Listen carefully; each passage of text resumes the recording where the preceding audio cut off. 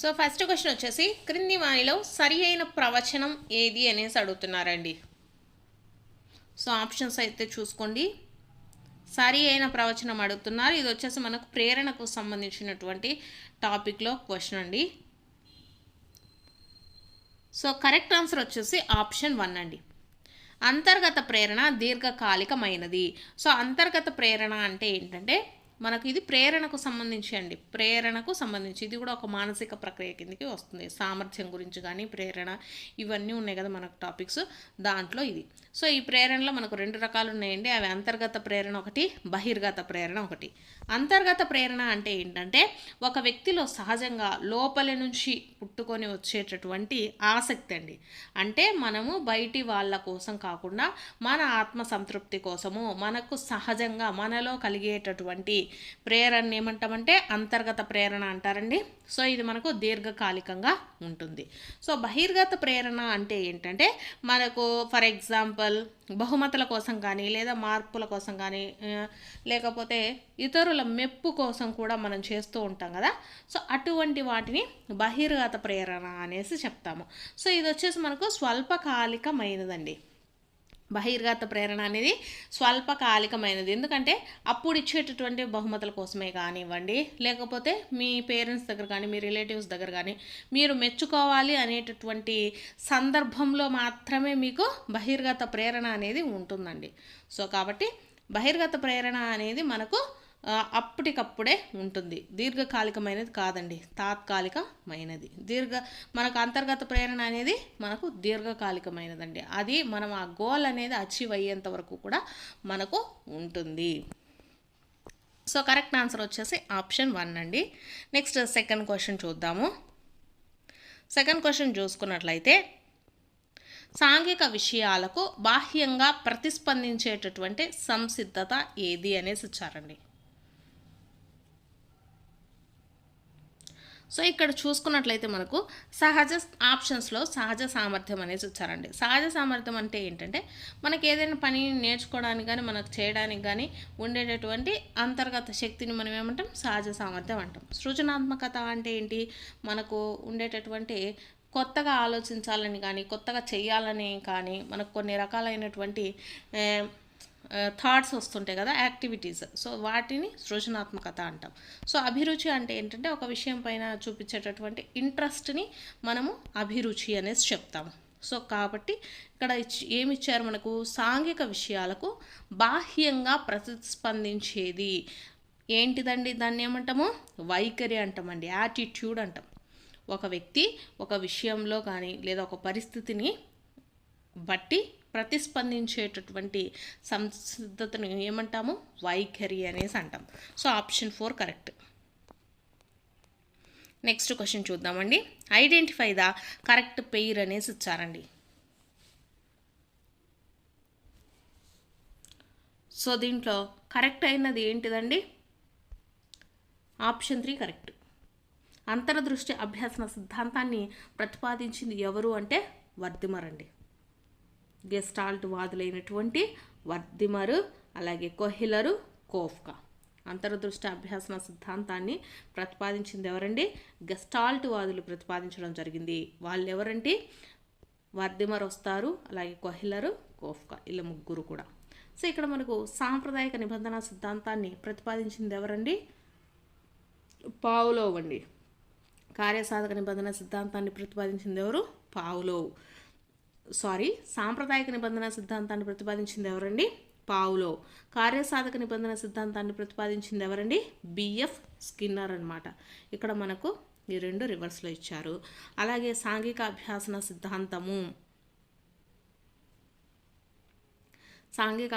సిద్ధాంతాన్ని ప్రతిపాదించింది ఎవరండి, మనకు ఆల్బర్ట్ బండూరా అండి. Albert Bandura. ఇక్కడ దారండైక్ అనేసి వచ్చారు కదా, సో ఇది రాంగ్. సో కరెక్ట్ జత ఏదండి, ఆప్షన్ 3. నెక్స్ట్ క్వశ్చన్ చూద్దాము. ఇది కూడా అంతేనండి. సరి కాని జతను గుర్తించండి అనేసి వచ్చారు. సరి కానటువంటిది. సో డిస్లెక్సియా అండి. డిస్లెక్సియా అంటే ఏంటిదండి, మనకు డిస్లెక్సియా అంటే చదవడంలో ఉండేటటువంటి లోపము, రీడింగ్ డిజేబిలిటీ అండి. డిస్లెక్సియా అంటే రీడింగ్ డిజేబిలిటీ. సో ఇక్కడ మనకు సరి కానిదే అడిగారు కాబట్టి ఫస్ట్ ఆప్షనే కరెక్ట్ అవుతుంది. సో డిస్ఫ్రాక్సియా అంటే ఏంటంటే మోటార్ సమన్వయ లోపము అండి. అంటే శారీరక కదలికలు, అంటే మనకు కాళ్ళు సరిగ్గా లేకపోవడం కానీ, కాళ్ళు లిఫ్ట్ చేయలేకపోవడం, చేతులు సరిగ్గా అనలేకపోవడం, అది అనమాట. దాన్ని డిస్ఫ్రాక్సియా అంటారండి. మోటార్ సమన్వయ లోపాన్ని డిస్ఫ్రాక్సియా అంటారు.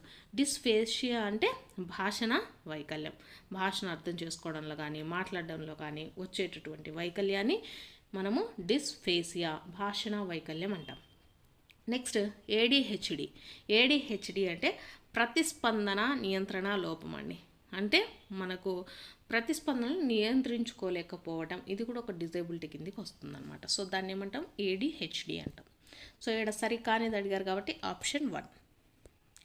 నెక్స్ట్ క్వశ్చన్ చూద్దాము. నెక్స్ట్ క్వశ్చన్ అయితే చూడండి, ఇంగ్లీష్లో ఉన్నవాళ్ళు. సో నెక్స్ట్ తెలుగుది కూడా చూద్దాము. సో తెలుగులో చూద్దామండి. అభ్యాసన బదలాయింపు రకాన్ని తప్పుగా వర్గీకరించిన ప్రవచనాలను గుర్తించండి అనేసి వచ్చారు. సో ఫస్ట్ క్వశ్చన్ నీట్గా చదువుకోండి. అభ్యాసన బదలాయింపుకు సంబంధించి మనకు డైరెక్ట్ 4 ఆప్షన్స్ ఇవ్వడం జరిగిందండి. ఇంతకుముందు ఒక క్వశ్చన్ ఇచ్చేసి దాన్ని ఒక విధంగా అడిగేవాళ్ళు. ఇప్పుడు 4 తెలుసుంటేనే ఒక క్వశ్చన్కి ఆన్సర్ చేయగలము, అంత టఫ్గా అయితే అడుగుతున్నారు.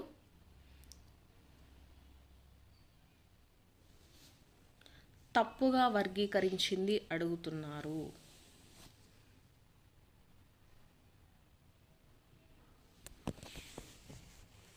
సో ఇక్కడ చూద్దామండి ఆప్షన్స్. క్రీడలలో ఉన్న ప్రతిభ విద్యాభివృద్ధిపై ప్రభావం చూపదు అనేసి వచ్చారండి.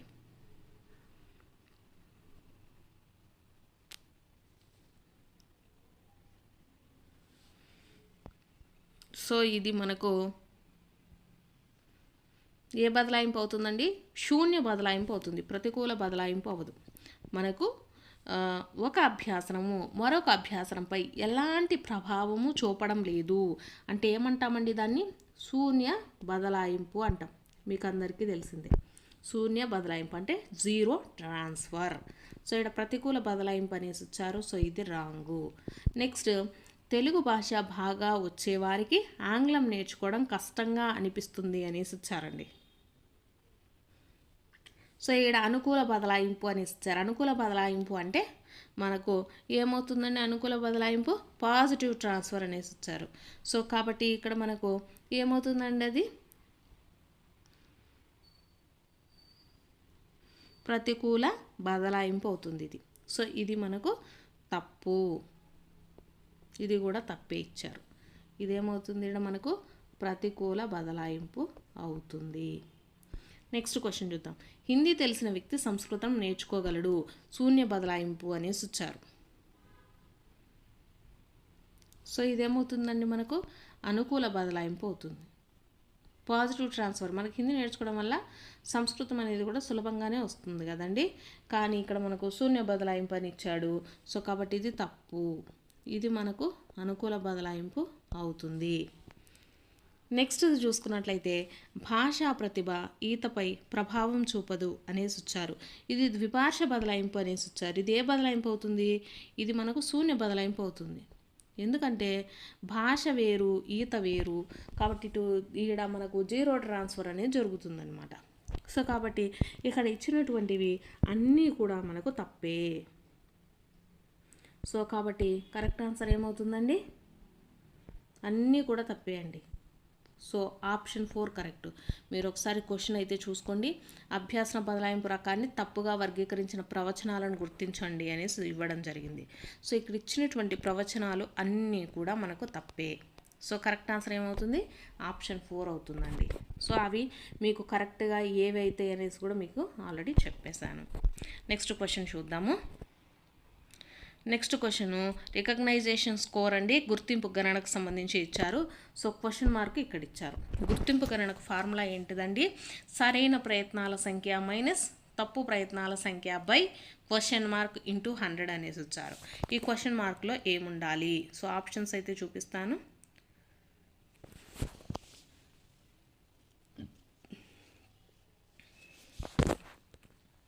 సో గుర్తింపు గణనకు ఫార్ములా వచ్చేసి సరి అయిన ప్రయత్నాల సంఖ్య మైనస్ తప్పు ప్రయత్నాల సంఖ్య బై మొత్తం ప్రయత్నాల సంఖ్య అండి.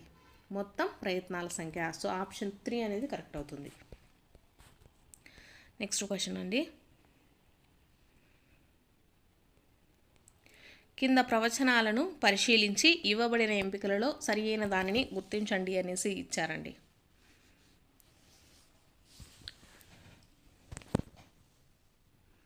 సో అభ్యసనం లక్ష్య నిర్దేశితము అనేసి ఇచ్చారండి.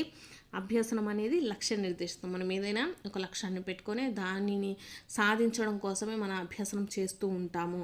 సో కాబట్టి ఇది కరెక్టేనండి ఇచ్చినటువంటిది. అలాగే అభ్యసనము స్థిరము అనేసి ఇచ్చారండి. అభ్యసనం అనేది మనకు నిరంతరం సాగే ప్రక్రియ కాబట్టి ఇది స్థిరంగా ఏమి ఉండదండి, మారుతూ ఉంటుంది. అంటే కొన్ని విషయాలు అంటే మనకు ఈజీగా వచ్చిన వాటిల్లో తొందరగా చదివేస్తాం. సో దానికి అభ్యాసనం అనేది కొంచెం సరిపోతుంది. సో అలాగే మనకు రానటువంటి వాటి మీద ఎక్కువ కాన్సన్ట్రేషన్ చేస్తాము, దానికోసం ఎక్కువ అభ్యాసనం చేస్తాము. సో అప్పుడు అభ్యాసనం వేగం అనేది పెరుగుతుందన్నమాట. సో కాబట్టి అభ్యాసనం అనేది మనకు ఎప్పుడు కూడా స్థిరంగా ఉండదండి. ఒక్కొక్కసారి పెరుగుతుంది, ఒక్కొక్కసారి తగ్గుతుంది, అలా మనకు ఉంటుంది. అలాగే అభ్యాసన వేగము వ్యక్తికి వేరుగా ఉంటుంది. అవునండి, కరెక్టే. మనకు అభ్యాసనం చేసేది వ్యక్తికి కంపల్సరీగా వేరుగానే ఉంటుంది. అలాగే ఒక సందర్భంలో నేర్చుకున్న విషయము మరొక సంబంధిత సందర్భంలో అన్వయించలేము అనేసి ఇచ్చారండి. సో కాబట్టి ఇది రాంగ్. ఎందుకు అన్వయించలేము? ఒక సందర్భంలో నేర్చుకున్న విషయం మనకు ఇంకొక సందర్భంలో తప్పకుండా దేంట్లో ఒక దాంట్లో యూజ్ అయితే అవుతుందండి. సో కాబట్టి ఈ రెండు తప్పు. ఇక్కడ ఏమిచ్చారు? కింది ప్రవచనాలను పరిశీలించి ఇవ్వబడిన ఎంపికల్లో సరి అయిన దాన్ని గుర్తించండి అని ఇవ్వడం జరిగింది. సో సరైనవి ఏంటిదండి? ఏ, సి రెండు కూడా సరి అయినవే. సో ఆప్షన్ 2 వచ్చేసి ఆన్సర్ అవుతుందండి. Next question. Reflection helps the teacher in this way అనేసి ఇచ్చారండి. రిఫ్లెక్షన్స్ అంటే ఏంటి? పర్యావలోచన ఉపాధ్యాయునికి ఈ విధంగా సహాయపడుతుంది అనేసి ఇచ్చారండి. పర్యావలోచన అంటే మనకు డిఫరెంట్గా ఎక్కువగా ఆలోచించడం అండి. డిఫరెంట్గా ఎక్కువగా ఆలోచించడం వచ్చేసి మనకు దేనికి సహాయపడుతుంది? వృత్తి నైపుణ్యాలను పెంపొందించేందుకు సహాయపడుతుందండి. Option 3 correct. నెక్స్ట్ క్వశ్చన్ చూసుకున్నట్లయితే ఆనందదాయక అభ్యాసన ఫలితం ఏది అనేసి ఇచ్చారండి.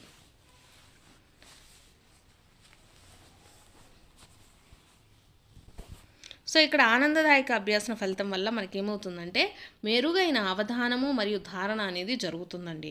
చదువు పట్ల ఆసక్తి తగ్గుదల అనేది ఉండదు, నిశ్శబ్ద విధేయత ఉండదు, సాంప్రదాయక శిక్షలు అసలుకే ఉండవు. సో ఆనందదాయకంగా అంటే జాయ్ఫుల్ లెర్నింగ్ అండి. జాయ్ఫుల్ లెర్నింగ్లో ఉండేటటువంటి రిజల్ట్ మనకు ఎలా ఉంటుందండి? మెరుగైన అవధానము మరియు ధారణ. సో ఆప్షన్ 1 వచ్చేసి కరెక్ట్ ఆన్సర్ అవుతుందండి. నెక్స్ట్ క్వశ్చన్ చూసుకున్నట్లయితే ఆర్టీఈ 2009లోని చాప్టర్లు మరియు సెక్షన్లు ఎన్ని అనేసి వచ్చారండి. సో మొత్తం మనకు ఎన్ని ఉంటాయండి? ఆర్టీఈ 2009లో 7 చాప్టర్స్ ఉంటాయి. సో ప్రతి ఒక్కరికి తెలిసిందే. సో కన్ఫ్యూజ్ అయ్యేది ఎక్కువగా మనకు సెక్షన్స్ ఎన్ని ఉంటాయండి? 7 చాప్టర్స్. సెక్షన్స్ వచ్చేసి 38 సెక్షన్లు ఉంటాయి.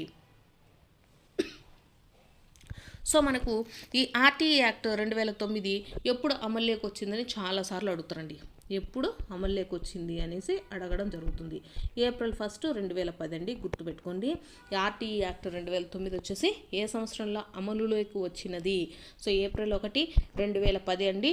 దీని యొక్క ప్రధాన ఉద్దేశం ఏంటంటే 6 నుండి 14 సంవత్సరాల వయసు గల పిల్లలందరికీ ఉచిత మరియు నిర్బంధ ప్రాథమిక విద్యను అందించడమే ఈ ఆర్టీఈ 2009 యొక్క ముఖ్య ఉద్దేశం అండి. గుర్తుపెట్టుకోండి. ఈ 2 క్వశ్చన్లు ఎక్కువగా అడగడానికి ఛాన్సెస్ అయితే ఉన్నాయి. మనల్ని ఎక్కువగా ఇంతకుముందు అమల్లోకి వచ్చిన తేదీ అడిగేవాళ్ళు. ఎప్పుడండి? ఏప్రిల్ 1, 2010. అలాగే దీంట్లో ఎన్ని చాప్టర్స్ ఉన్నాయండి? 7 చాప్టర్లు. సెక్షన్లు ఎన్నండి? 38 సెక్షన్లు ఉన్నాయి. నెక్స్ట్ క్వశ్చన్ చూద్దాము. నెక్స్ట్ చూసుకున్నట్లయితే క్రింది వానిలో ఎన్సిఎఫ్ 2005 ప్రాధాన్యతాంశము ఏది అనేసి వచ్చారండి. సో దీంట్లో మనకు ఎన్సిఎఫ్ 2005 ఎక్కువగా దేన్నండి సూచించేది? ఇది జాయ్ఫుల్ లెర్నింగ్ అండి. ఆనందదాయక అభ్యాసనాన్ని ఎక్కువగా ప్రోత్సహిస్తుంది, పోటీతత్వాన్ని ప్రోత్సహిస్తుందండి. కాకపోతే మనకు ఎక్కువగా ప్రాధాన్యత అంశం ఏంటంటే జాయ్ఫుల్ లెర్నింగ్ అండి, ఆనందదాయక అభ్యాసనము. శిక్షలతో కూడినటువంటి అభ్యాసనం అసలుకే ఉండదు, బట్టి అభ్యాసనాన్ని అస్సలుకే ప్రోత్సహించదండి, గుర్తుపెట్టుకోండి. So option 3 correct. Next question 12th question అండి. వైగోట్స్కి సాంఘిక నిర్మాణాత్మకతలో ప్రతిపాదించని భావన ఏది అనేసి ఇస్తున్నారండి. మనకు వైగోట్స్కి సాంఘిక నిర్మాణాత్మకలో ఏమేమి ఉంటాయంటే సామీప్య వికాస మండలము, స్కాఫోల్డింగు, అధిక జ్ఞానం గల వ్యక్తి MKO ఉంటాయండి. సో దీంట్లో మనకు ZPD అంటే ఏంటి? జోన్ ఆఫ్ ప్రాక్సిమల్ డెవలప్మెంట్ అండి. అంటే ఒకరి సహాయం లేకుండా చేయగలిగేదానికి, అలాగే ఒకరి సహాయం తీసుకొని మనకు చేయడంలో ఉండేటటువంటి డిఫరెన్సెస్ అనేది మనకు ఏమంటాము? సామీప్య వికాస మండలం అనేసి అంటామండి. స్కాఫోల్డింగ్ అంటే ఏంటంటే మనకు నేర్చుకునే వ్యక్తికి అందించేటటువంటి తాత్కాలిక సహాయం. అంటే ఏదైనా డౌట్ వచ్చినప్పుడు మనం పక్క వాళ్ళని అడిగి తీసుకుంటాం కదా, ఒక చిన్న హెల్ప్. సో ఆ చిన్న హెల్ప్ని ఏమంటాము? స్కాఫోల్డింగ్ అనేసి అంటామండి. MKO అంటే అధిక జ్ఞానం గల వ్యక్తి, అంటే నేర్చుకునే వ్యక్తి కంటే అధిక జ్ఞానము కలిగినటువంటి వ్యక్తిని మనం MKOగా ఇక్కడ సూచించడం జరుగుతుంది. సో వైగోట్స్కి సాంఘిక నిర్మాణాత్మకతలో మనకి ఏమేమి ఉంటాయండి? ZPD ఉంటుంది, స్కాఫోల్డింగ్ ఉంటుంది, అధిక జ్ఞానం గల వ్యక్తి, ఈ 3 కూడా ఉంటాయి. ఉండనిది ఏంటిదండి? స్కీమాలు అంటే ఏంటంటే మనం నేర్చుకునేటువంటి జ్ఞానాన్ని మెదడులో ఒక క్రమ పద్ధతిలో అమర్చుకోవడాన్ని ఏమంటామండి? స్కిమాటా అనేసి చెప్తాము. సో ఇది మనకు జీన్ పియాజే సంజ్ఞానాత్మక వికాస దశలో ఉంటుందండి. సో దీంట్లో ఉండదు. So option 2 correct. Next question చూసుకున్నట్లయితే మూర్తిమత్వాన్ని ప్రభావితం చేసే ప్రసవపూర్వ కారకం ఏది అనేసి ఇచ్చారు. సో మూర్తిమత్వం ప్రసవపూర్వ కారకం అనేసి ఇచ్చారండి. పూర్వ కారకం ఏదవుతుందండి? ఆప్షన్ 1 అనేది అవుతుంది. తల్లి యొక్క మానసిక ఆరోగ్యం అనేది మూర్తిమత్వాన్ని కూడా ప్రభావితం చేస్తుందండి. నెక్స్ట్ క్వశ్చన్, చర్యాత్మక పరిశోధనకు సంబంధించి సరి అయిన సమాధానమును గుర్తించండి అనేసి ఇచ్చారండి.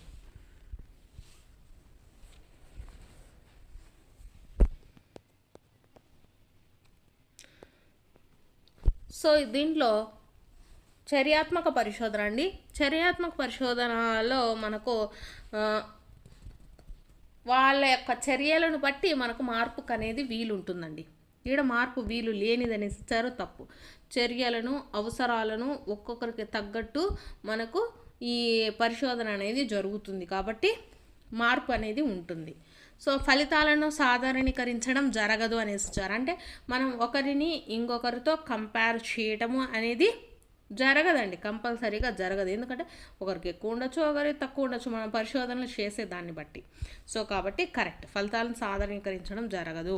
అలాగే తరగతి గదిలోని విద్యార్థులే ప్రతిచయనాలు అంటే శాంపిల్స్, అంటే వాళ్ళు ఆ పరిశోధనలో తరగతి గదిలో ఉండేటటువంటి విద్యార్థుల మీదనే ఇది ఇంప్లిమెంట్ చేస్తారు కాబట్టి అక్కడ విద్యార్థులే మనకు ప్రతిచయనాలుగా ఉంటాయండి. సో సరి అయిన సమాధానాలు ఏమవుతాయండి? ఓన్లీ B అండ్ C మాత్రమే అవుతాయి. నెక్స్ట్ క్వశ్చన్,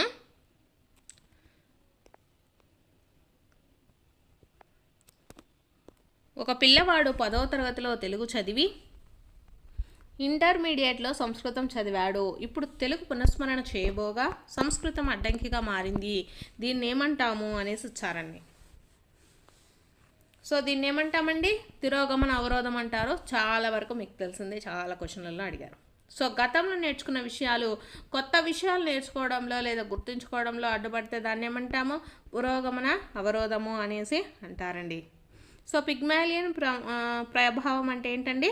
ఇతరులు మన పైన ఉంచేటటువంటి అధిక అంచనాలు మన పనితీరు మెరుగుపడడానికి దోహదపడుతుంది. దాన్ని పిగ్మేలియన్ ప్రభావం అంటాం. అంటే కొంతమంది మన పేరెంట్స్ ఎక్స్పెక్ట్ చేస్తూ ఉంటారు కదా, సో ఈసారి టెట్లో కంపల్సరీగా ఎక్కువ మార్కులు వస్తాయి, డిఎస్సిలో జాబ్ వస్తుంది అనేటటువంటి వాళ్ళ యొక్క ఆలోచనల వల్ల మనం ఇంకొంచెం చదవడానికి ఎక్కువగా ప్రయత్నిస్తూ ఉంటాం. సో దాన్ని ఏమంటామండి, ఆ ఫలితాన్ని పిగ్మేలియన్ ప్రభావము అనేసి చెప్తారు. సో పురోగమన అవరోధం అంటే మీకు తెలిసిందే కదా, గతంలో నేర్చుకున్న విషయాలు కొత్తగా నేర్చుకునేటటువంటి విషయాలకి అడ్డుపడితే పురోగమన అవరోధము అంటాం. సో ఇక్కడ ఇచ్చినటువంటి క్వశ్చన్కి కరెక్ట్ ఆన్సర్ ఏంటండి, ఆప్షన్ 2 తిరోగమన అవరోధము. నెక్స్ట్ చూసుకున్నట్లయితే వికాస సూత్రం కానిది ఏది అనేసి ఇచ్చారండి. వికాస సూత్రం అనేది మనకు నిరంతర ప్రక్రియ, అందరికీ తెలిసిందే. వికాసం వచ్చేసి సాధారణం నుండి ప్రత్యేక వైపుకు సాగుతుంది, ఇది కూడా కరెక్టేనండి. అలాగే ఇది అంచనాలను వేయగలిగే నమూనాలను అనుసరిస్తుంది, ఇది కూడా కరెక్టే. సో కానిది ఏది, ఆప్షన్ 1 అండి. వికాసం సౌలభ్యమగు నమూనాను అనుసరిస్తుంది అనేసి ఇచ్చారు. సౌలభ్యమగు నమూనాను అనుసరించదు. వికాసం అనేది ఎప్పుడైనా సరే మనకు అది ఎలా జరుగుతుందండి, ఒక స్థిరమైన లేదా ఒక క్రమబద్ధమైన రీతిలో మాత్రమే జరుగుతుంది. సో మనకి ఏది ఈజీగా వస్తే అది ముందు నేర్చేసుకుందాము అనేటటువంటిది ఉండదు. వికాసం అనేది ఏజెస్ని బట్టి నిరంతరంగా దాన్ని ఎప్పుడు ఎక్కడ ఎలా జరగాలో అలా జరుగుతూ ఉంటుంది. ఫ్లెక్సిబుల్గా జరగదండి, దీంట్లో ఫ్లెక్సిబుల్ అనేది ఉండదు, ఫిక్స్డ్గానే జరుగుతుంది. సో కాబట్టి ఆప్షన్ 1 కరెక్ట్. నెక్స్ట్ క్వశ్చన్ చూసుకున్నట్లయితే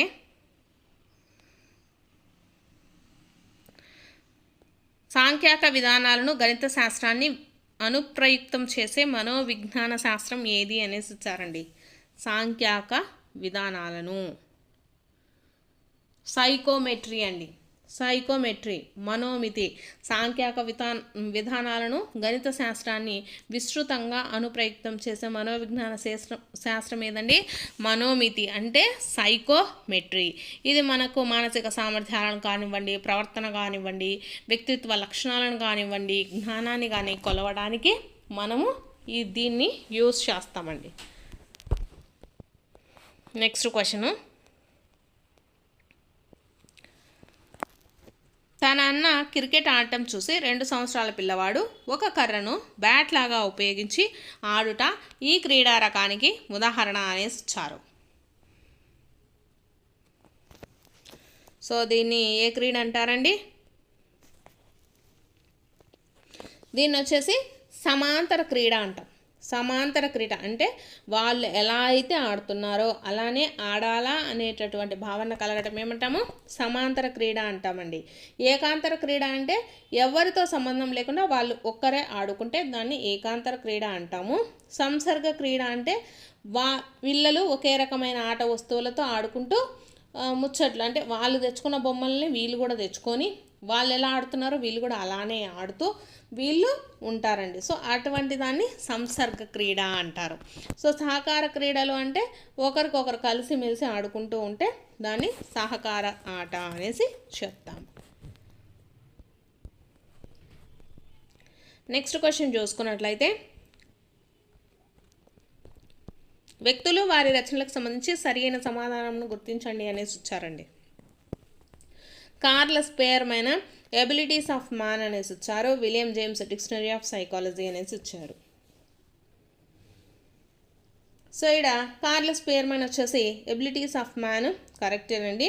ఇక్కడ విలియం జేమ్స్ వచ్చేసి డిక్షనరీ ఆఫ్ సైకాలజీ అనేసి ఇచ్చారు, కాదండి. విలియం జేమ్స్ రాసింది ఏది అంటే ద ప్రిన్సిపల్స్ ఆఫ్ సైకాలజీ అండి. విలియం జేమ్స్ రాసింది ఏది అంటే the principles of psychology. So కాబట్టి ఆప్షన్ ఏ మాత్రమే కరెక్టు, ఆప్షన్ 3 కరెక్ట్ అవుతుందండి ఇచ్చినటువంటి వాటి ప్రకారము. నెక్స్ట్ క్వశ్చన్ చూద్దాము.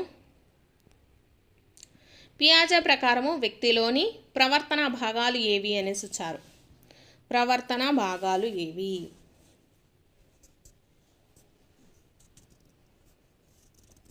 స్కిమాటాలండి. స్కిమాటాలో ఫస్ట్ ఎలా జరుగుతుంది, వ్యవస్థీకరణ ఆర్గనైజేషన్ జరుగుతుంది, తర్వాత అడాప్టబిలిటీ అనుకూలనీయత జరుగుతుంది. మీకు ఇందాకనే చెప్పాను కదా, పిల్లల యొక్క జ్ఞానం అనేది స్కిమాటాలలో నిక్షిప్తం అవుతుంది. ఎలా అవుతుంది, అదొక క్రమ పద్ధతిలో ఒక ఆర్గనైజేషన్గా మనకు స్కిమాటాలు అనేటివి ఫామ్ అవుతాయి. సో కాబట్టి కరెక్ట్ ఆన్సర్ ఏమవుతుంది, ఆప్షన్ 1 వ్యవస్థీకరణ అనుకూలనీయత. నెక్స్ట్ క్వశ్చన్, మనోసాంఘిక వికాస దశల్లోని కౌమార దశ యందు మనోసాంఘిక క్లిష్ట పరిస్థితులు ఏవి అనేసి ఇచ్చారండి. కౌమార దశలో, కౌమార దశ అండి, కౌమార దశలో మనకు ఎటువంటిదండి ఉండేది ఎక్కువగా పాత్ర గుర్తింపు, పాత్ర సందిగ్ధత అనేటటువంటివి ఉంటాయండి. శ్రమించడం, న్యూనత, ఇది వచ్చేసి మనకి ఏ దశ అండి, పాఠశాల దశ. ఏ దశ, పాఠశాల దశలో ఉంటాయి. చొరవ చూపడము, తప్పు చేశాను అన్న భావన ఏ దశ అండి, క్రీడా దశ. ఏ దశ, క్రీడా దశ. నెక్స్ట్ స్వయం ప్రతిపత్తి, సందేహము అనేది శైశవ దశ అండి. శైశవ దశ గుర్తుపెట్టుకోండి, వెరీ వెరీ ఇంపార్టెంట్. మనకు కౌమార దశలో ఉండేటటువంటి మనోసాంఘిక క్లిష్ట పరిస్థితి ఏందండి, పాత్ర గుర్తింపు, పాత్ర సందిగ్ధత. పాఠశాల దశలో చూసుకున్నట్లయితే శ్రమించడము, న్యూన్యత ఉంటుంది. క్రీడా దశలో వచ్చేసి చొరవ చూపడము, తప్పు చేశాను అనేటటువంటి భావన. శైశవ దశలో చూసుకున్నట్లయితే స్వయం ప్రతిపత్తి, సందేహం అనేటటువంటి మనోసాంఘిక క్లిష్ట పరిస్థితులను ఎదుర్కొంటారు. సో ఆప్షన్ 2 ఈజ్ కరెక్ట్ అండి ఇక్కడ ఇచ్చినటువంటి క్వశ్చన్కి. నెక్స్ట్ది మేర్ అండ్ ఫోల్ ఫార్మ్ బోర్డ్, దీనిని గణన చేయటకు ఉపయోగిస్తారు అనేసి ఇచ్చారండి.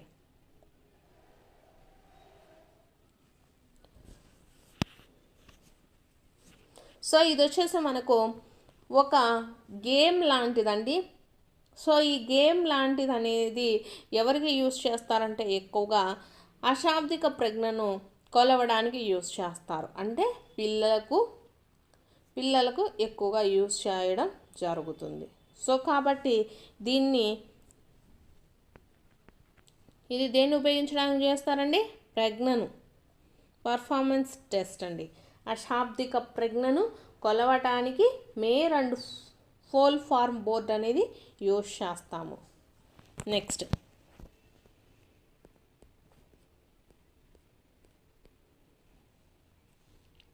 మనోలైంగిక వికాసంలోని ఈ దశలో తదాత్మీకరణం అన్నది అభివృద్ధి చెందును అనేసి ఇచ్చారండి. తదాత్మీకరణము అంటే మనకు ఎడిపస్ కాంప్లెక్స్, అలాగే ఎలక్ట్రా కాంప్లెక్స్ అనేటటువంటివి ఈ దశలోనే ఏర్పడతాయండి. సో ఏ దశలో అండి, సెస్న దశలో ఏర్పడడం జరుగుతుంది. So option 2 correct. Next question, జాతీయ విద్యా ప్రణాళిక చట్టం 2005 వీరి రచన సివిలైజేషన్ అండ్ ప్రోగ్రెస్లోని వాక్యాలతో ప్రారంభమవుతుంది అనేసి ఇచ్చారండి. మనకు జాతీయ విద్యా ప్రణాళిక చట్టం 2005 ఉంది కదా. సో ఇది వచ్చేసి ఒక రైతు రచించడం జరిగిందండి.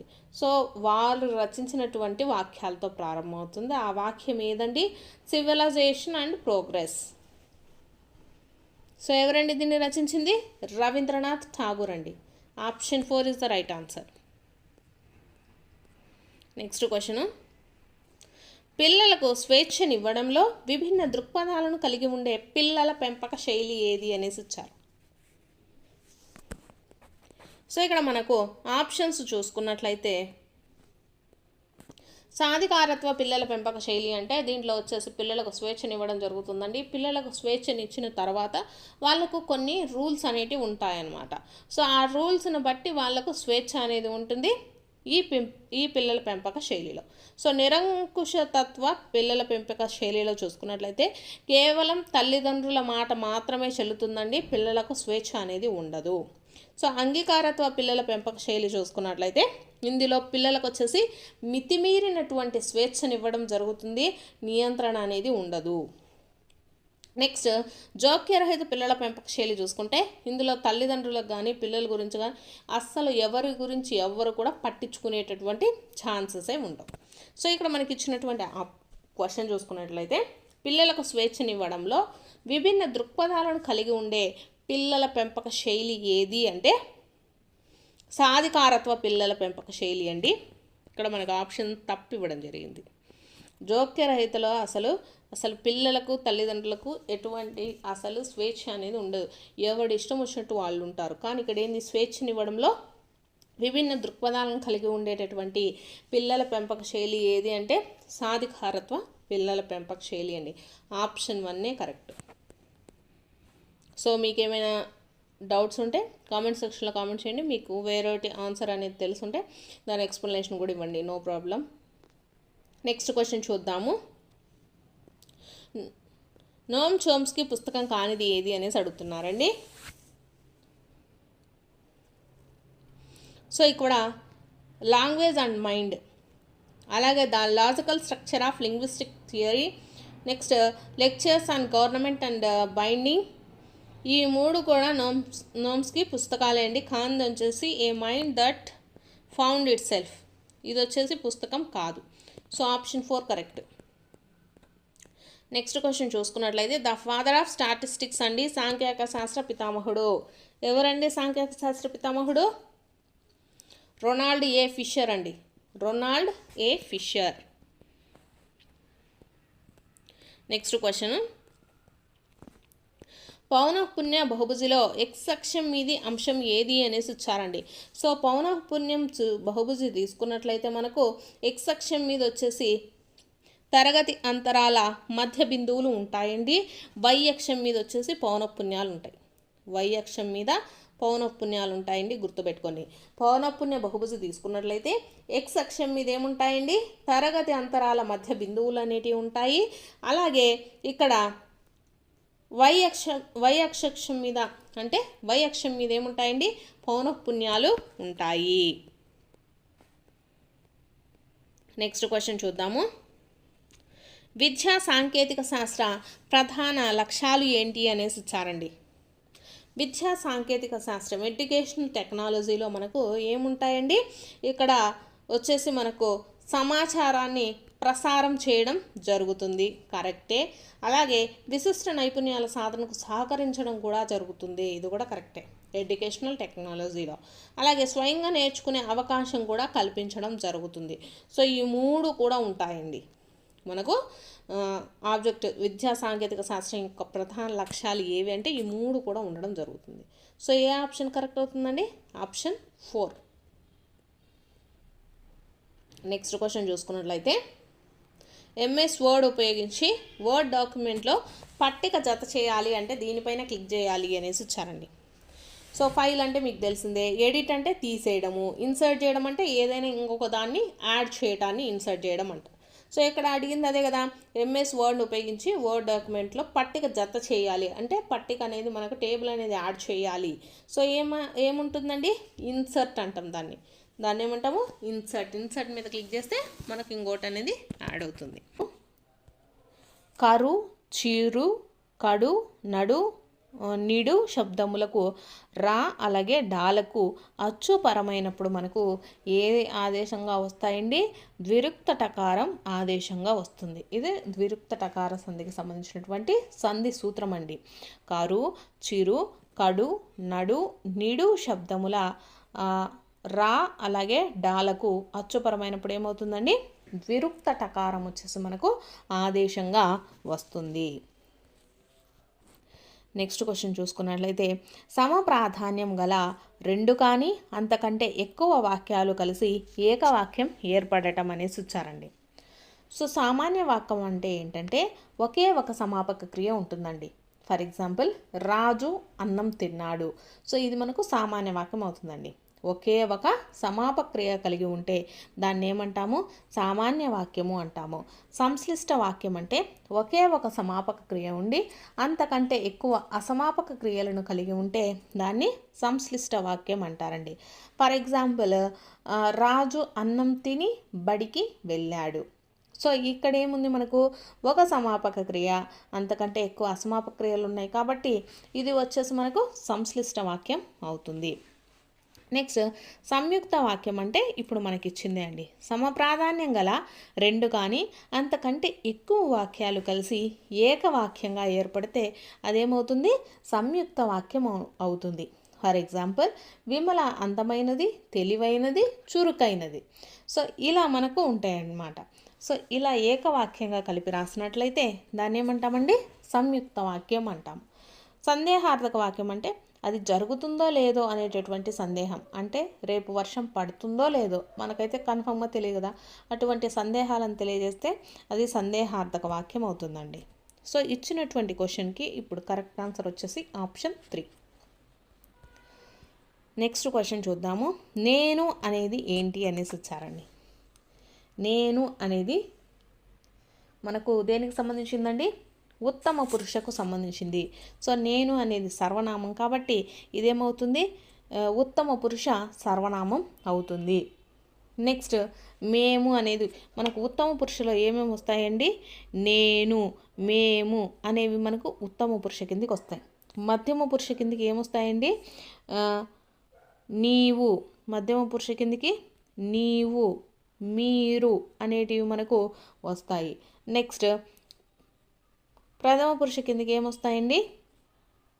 వాడు, ఆమె, అది, ఇవి వచ్చేసి మనకు మధ్యమ పురుష కిందికి వస్తాయి. కాకపోతే వీటిల్లో మనకు సర్వనామం బహువచనం అనేసి కూడా ఇవ్వడం జరుగుతుంది. ఇక్కడ మనకేమిచ్చారు? ఉత్తమ పురుష సర్వనామం ఏమవుతుంది? నేను అవుతుంది. ఉత్తమ పురుష బహువచనం ఏమవుతుందండి? మేము అవుతుంది. మేము అనేది బహువచనం కదా. సో బహువచనం, ఉత్తమ పురుష బహువచనం ఏది అంటే మేము అని రాయాలండి. ఇక్కడ మధ్యమ పురుష సర్వనామం ఏమవుతుంది? నీవు అవుతుంది. అలాగే మధ్యమ పురుష బహువచనం ఏమవుతుంది? మీరు అవుతుంది. సో ఇలా గుర్తుపెట్టుకోండి. ప్రథమ పురుష సర్వనామం వచ్చేసి మనకు వాడు, ఆమె, అది, ఇవన్నీ వస్తాయండి. నెక్స్ట్ క్వశ్చన్ చూద్దాము. మదనము పదానికి నానార్థాలు. మదనము అంటే ఏదండి? ఉమ్మెత్త, వసంత ఋతువు అనేటటువంటివి వస్తాయి. Next question. గంగ తల్లి గంగమ్మ ఘోరం చేస్తుందా, చెయ్యదుగాక చెయ్యదు ఈ మాటలు అనేసి ఇచ్చారండి. సో ఈ మాటలు మనకి ఎక్కడండి? యథ పాఠంలో పోలమ్మ అయితే అన్నది. ఈ మాటలను ఎవరు అన్నారు అనేసి ఇచ్చారు. సో ఈ మాటలను ఎవరు అన్నారండి? యథ పాఠంలో పోలమ్మ. Next question. సూర్యాత్మజ సమాసం పేరు రాయండి అనేసి ఇచ్చారండి. సూర్యాత్మజ అంటే మనకు సూర్యుని యొక్క ఆత్మజ.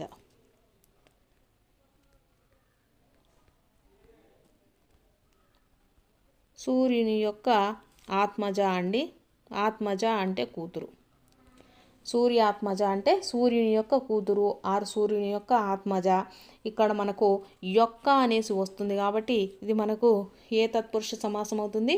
షష్ఠీ తత్పురుష సమాసం అవుతుందండి. So option 4 is the right answer. Next question. నిండు విస్తరాకుకు నిశ్చలంబుగా నుండు అనేసి ఇచ్చారు. సో దీంట్లో గురువు లఘువులను గుర్తించండి అనేసి ఇచ్చారండి. సో ఇక్కడ మనము రాసుకుందాము. నిండు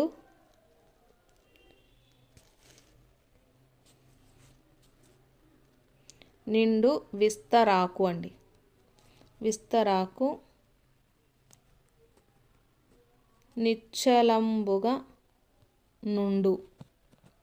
సో దీంట్లో గురువు లఘువులను గుర్తించాలి అంటే ఫస్ట్ నిండు, నిమ్ అనేది మనకు గురువు కింద వస్తుందండి.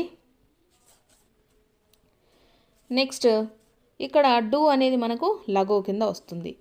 వి అనేది చూసుకున్నట్లయితే ఇది మనకు ఏమవుతుందండి? సాకి తావత్తు ఉంది కాబట్టి ఇక్కడ మనకు ముందక్షరం గురువు అవుతుందండి. ఇక్కడ స్థా అనేది లఘువు అవుతుంది. రాకు దీర్ఘం ఉంది కాబట్టి గురువు, కు అనేది లఘువు. ఇక్కడ చా ఉంది కదండి, షాకి చావత్తుంది కాబట్టి ముందుండే అక్షరం గురువు అవుతుంది. ఇది మాత్రం లఘువు అవుతుంది. ఇక్కడ లమ్ అనేది గురువు. ఇక్కడ వచ్చేసి బు అనేది కూడా గురువు, లఘువు. గా అనేది లఘువు. నుమ్ అనేది మనకు మళ్ళీ గురువు అవుతుందండి. డు అనేది లఘువు అవుతుంది. సో ఇది వచ్చేసి మనకు పద్యపాదానికి గురువు లఘువులను గుర్తించడం. సో ఇక్కడ ఉన్న వాటిల్లో ఇక్కడ మనకు గురువు లఘువు. సో కరెక్ట్ ఆన్సర్ వచ్చేసి ఆప్షన్ 2 అవుతుందండి. Option 2 is the right answer. గురువు లఘువులను ఇలా గుర్తించాలి. నెక్స్ట్ చూసుకున్నట్లయితే 1958లో వెలువడిన కాంచన విపంచి వీరి కవితా సంకలనం అనేసి వచ్చారు. సో ఇది వచ్చేసి మనకు ఎవరి కవితా సంచలనం అంటే ఇది వచ్చేసి చావలి బంగారమ్మ అండి. చావలి బంగారమ్మ 1958లో వెలువడిన కాంచన విపంచి ఎవరి కవితా సంకలనము? చావలి బంగారమ్మ. నెక్స్ట్ చూసుకున్నట్లయితే మనకు క్రింది పద్యపాదాలకు సరి అయిన క్రమాన్ని గుర్తించండి అనేసి ఇచ్చారండి. సో దీంట్లో మనకు పద్యపాదాలను అయితే ఇవ్వడం జరిగింది. ఫస్ట్ది చూసుకున్నట్లయితే దశలగూడ నున్నతంబై యగును మానవంతుడై నవాని మనం బత్యం మీద ప్రక్కగాదే ఎరయుచుండు మునిగిపోవు వేలను సూర్యకిరణములు అనేసి ఇచ్చారు.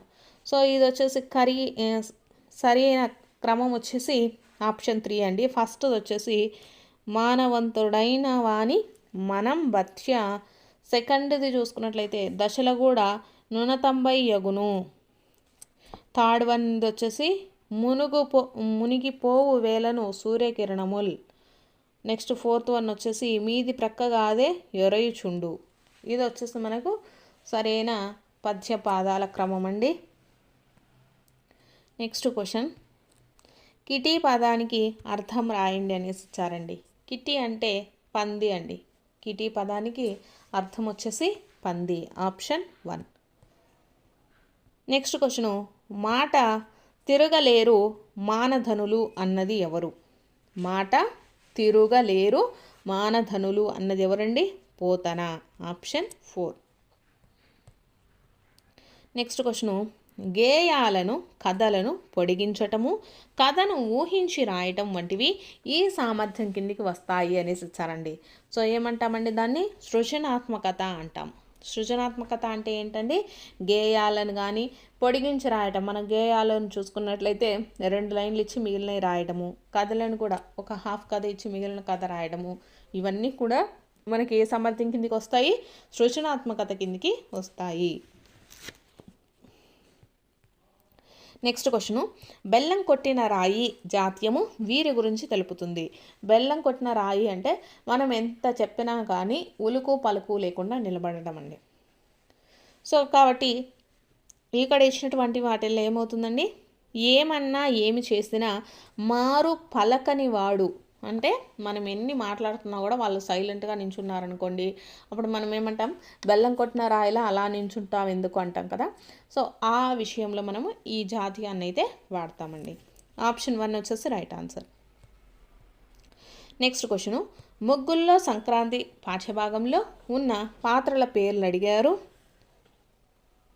సో ఎవరండి దీంట్లో ఉన్నది? ఆదిత్య, అనూష. నెక్స్ట్ క్వశ్చను, ఈషత్ సంవృతం పూర్వస్వరము కంఠతాళవ్యం ఏది అనేసి ఇచ్చారు. ఈషత్ సంవృతం అంటే ఏంటంటే మనకు కొద్దిగా మూసి ఉన్నట్టుగా ఉండేటటువంటి స్వరము. నెక్స్ట్ది పూర్వస్వరము. పూర్వస్వరం అంటే నాలుక ముందు భాగాన్ని ఉపయోగించి పలికేటటువంటి స్వరాన్ని పూర్వస్వరం అంటారండి. కంఠతాళవ్యం అంటే ఏంటి? కంఠము అలాగే తాళవ్యంని ఉపయోగించుకొని పలకబడేటటువంటి అక్షరం అన్నమాట. సో ఏది? ఏ అండి. ఏ వచ్చేసి మనకు కొంచెం మూసినట్టుగా పలకబడేటటువంటి స్వరము.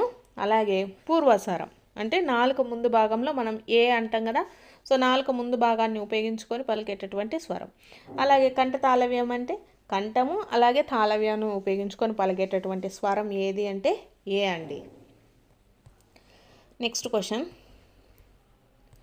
సంగ్రహములు పేరుతో వ్యాసములను ప్రచురించిన వారు ఎవరు అంటే పరావస్తు రంగాచార్యులండి. సంగ్రహములు పేరుతో వ్యాసములు రచించింది ఎవరు? పరావస్తు రంగాచార్యులు. నెక్స్ట్ది సంఘటన రచనలు, పోర్ట్ఫోలియోలు నిర్మాణాత్మక మూల్యాంకనంలో ఈ సాధనం కింద పరిశీలించాలి అనేసి ఇచ్చారండి. సో ఇవన్నీ కూడా మనకు దేంట్లో ఉంటాయండి? రాత అంశాలలో ఉంటాయి. రాత అంశాలు కరెక్ట్లీ అనేసి ఇచ్చారండి. అపాస్ట్రోఫియస్ అనేది కరెక్ట్గా యూస్ చేయాలి. సో ఇక్కడ మనకు ఇచ్చినటువంటి ఆప్షన్స్ అన్నిట్లో చూసుకున్నట్లయితే అపాస్ట్రోఫియసెస్ వచ్చేసి మనకు ఎక్కడ ఉన్నాయో చూద్దాం. సో చూసుకుంటే యుఆర్ దగ్గర అపాస్ట్రోఫియస్ ఉందండి. సో ఇక్కడ యుఆర్ అండి.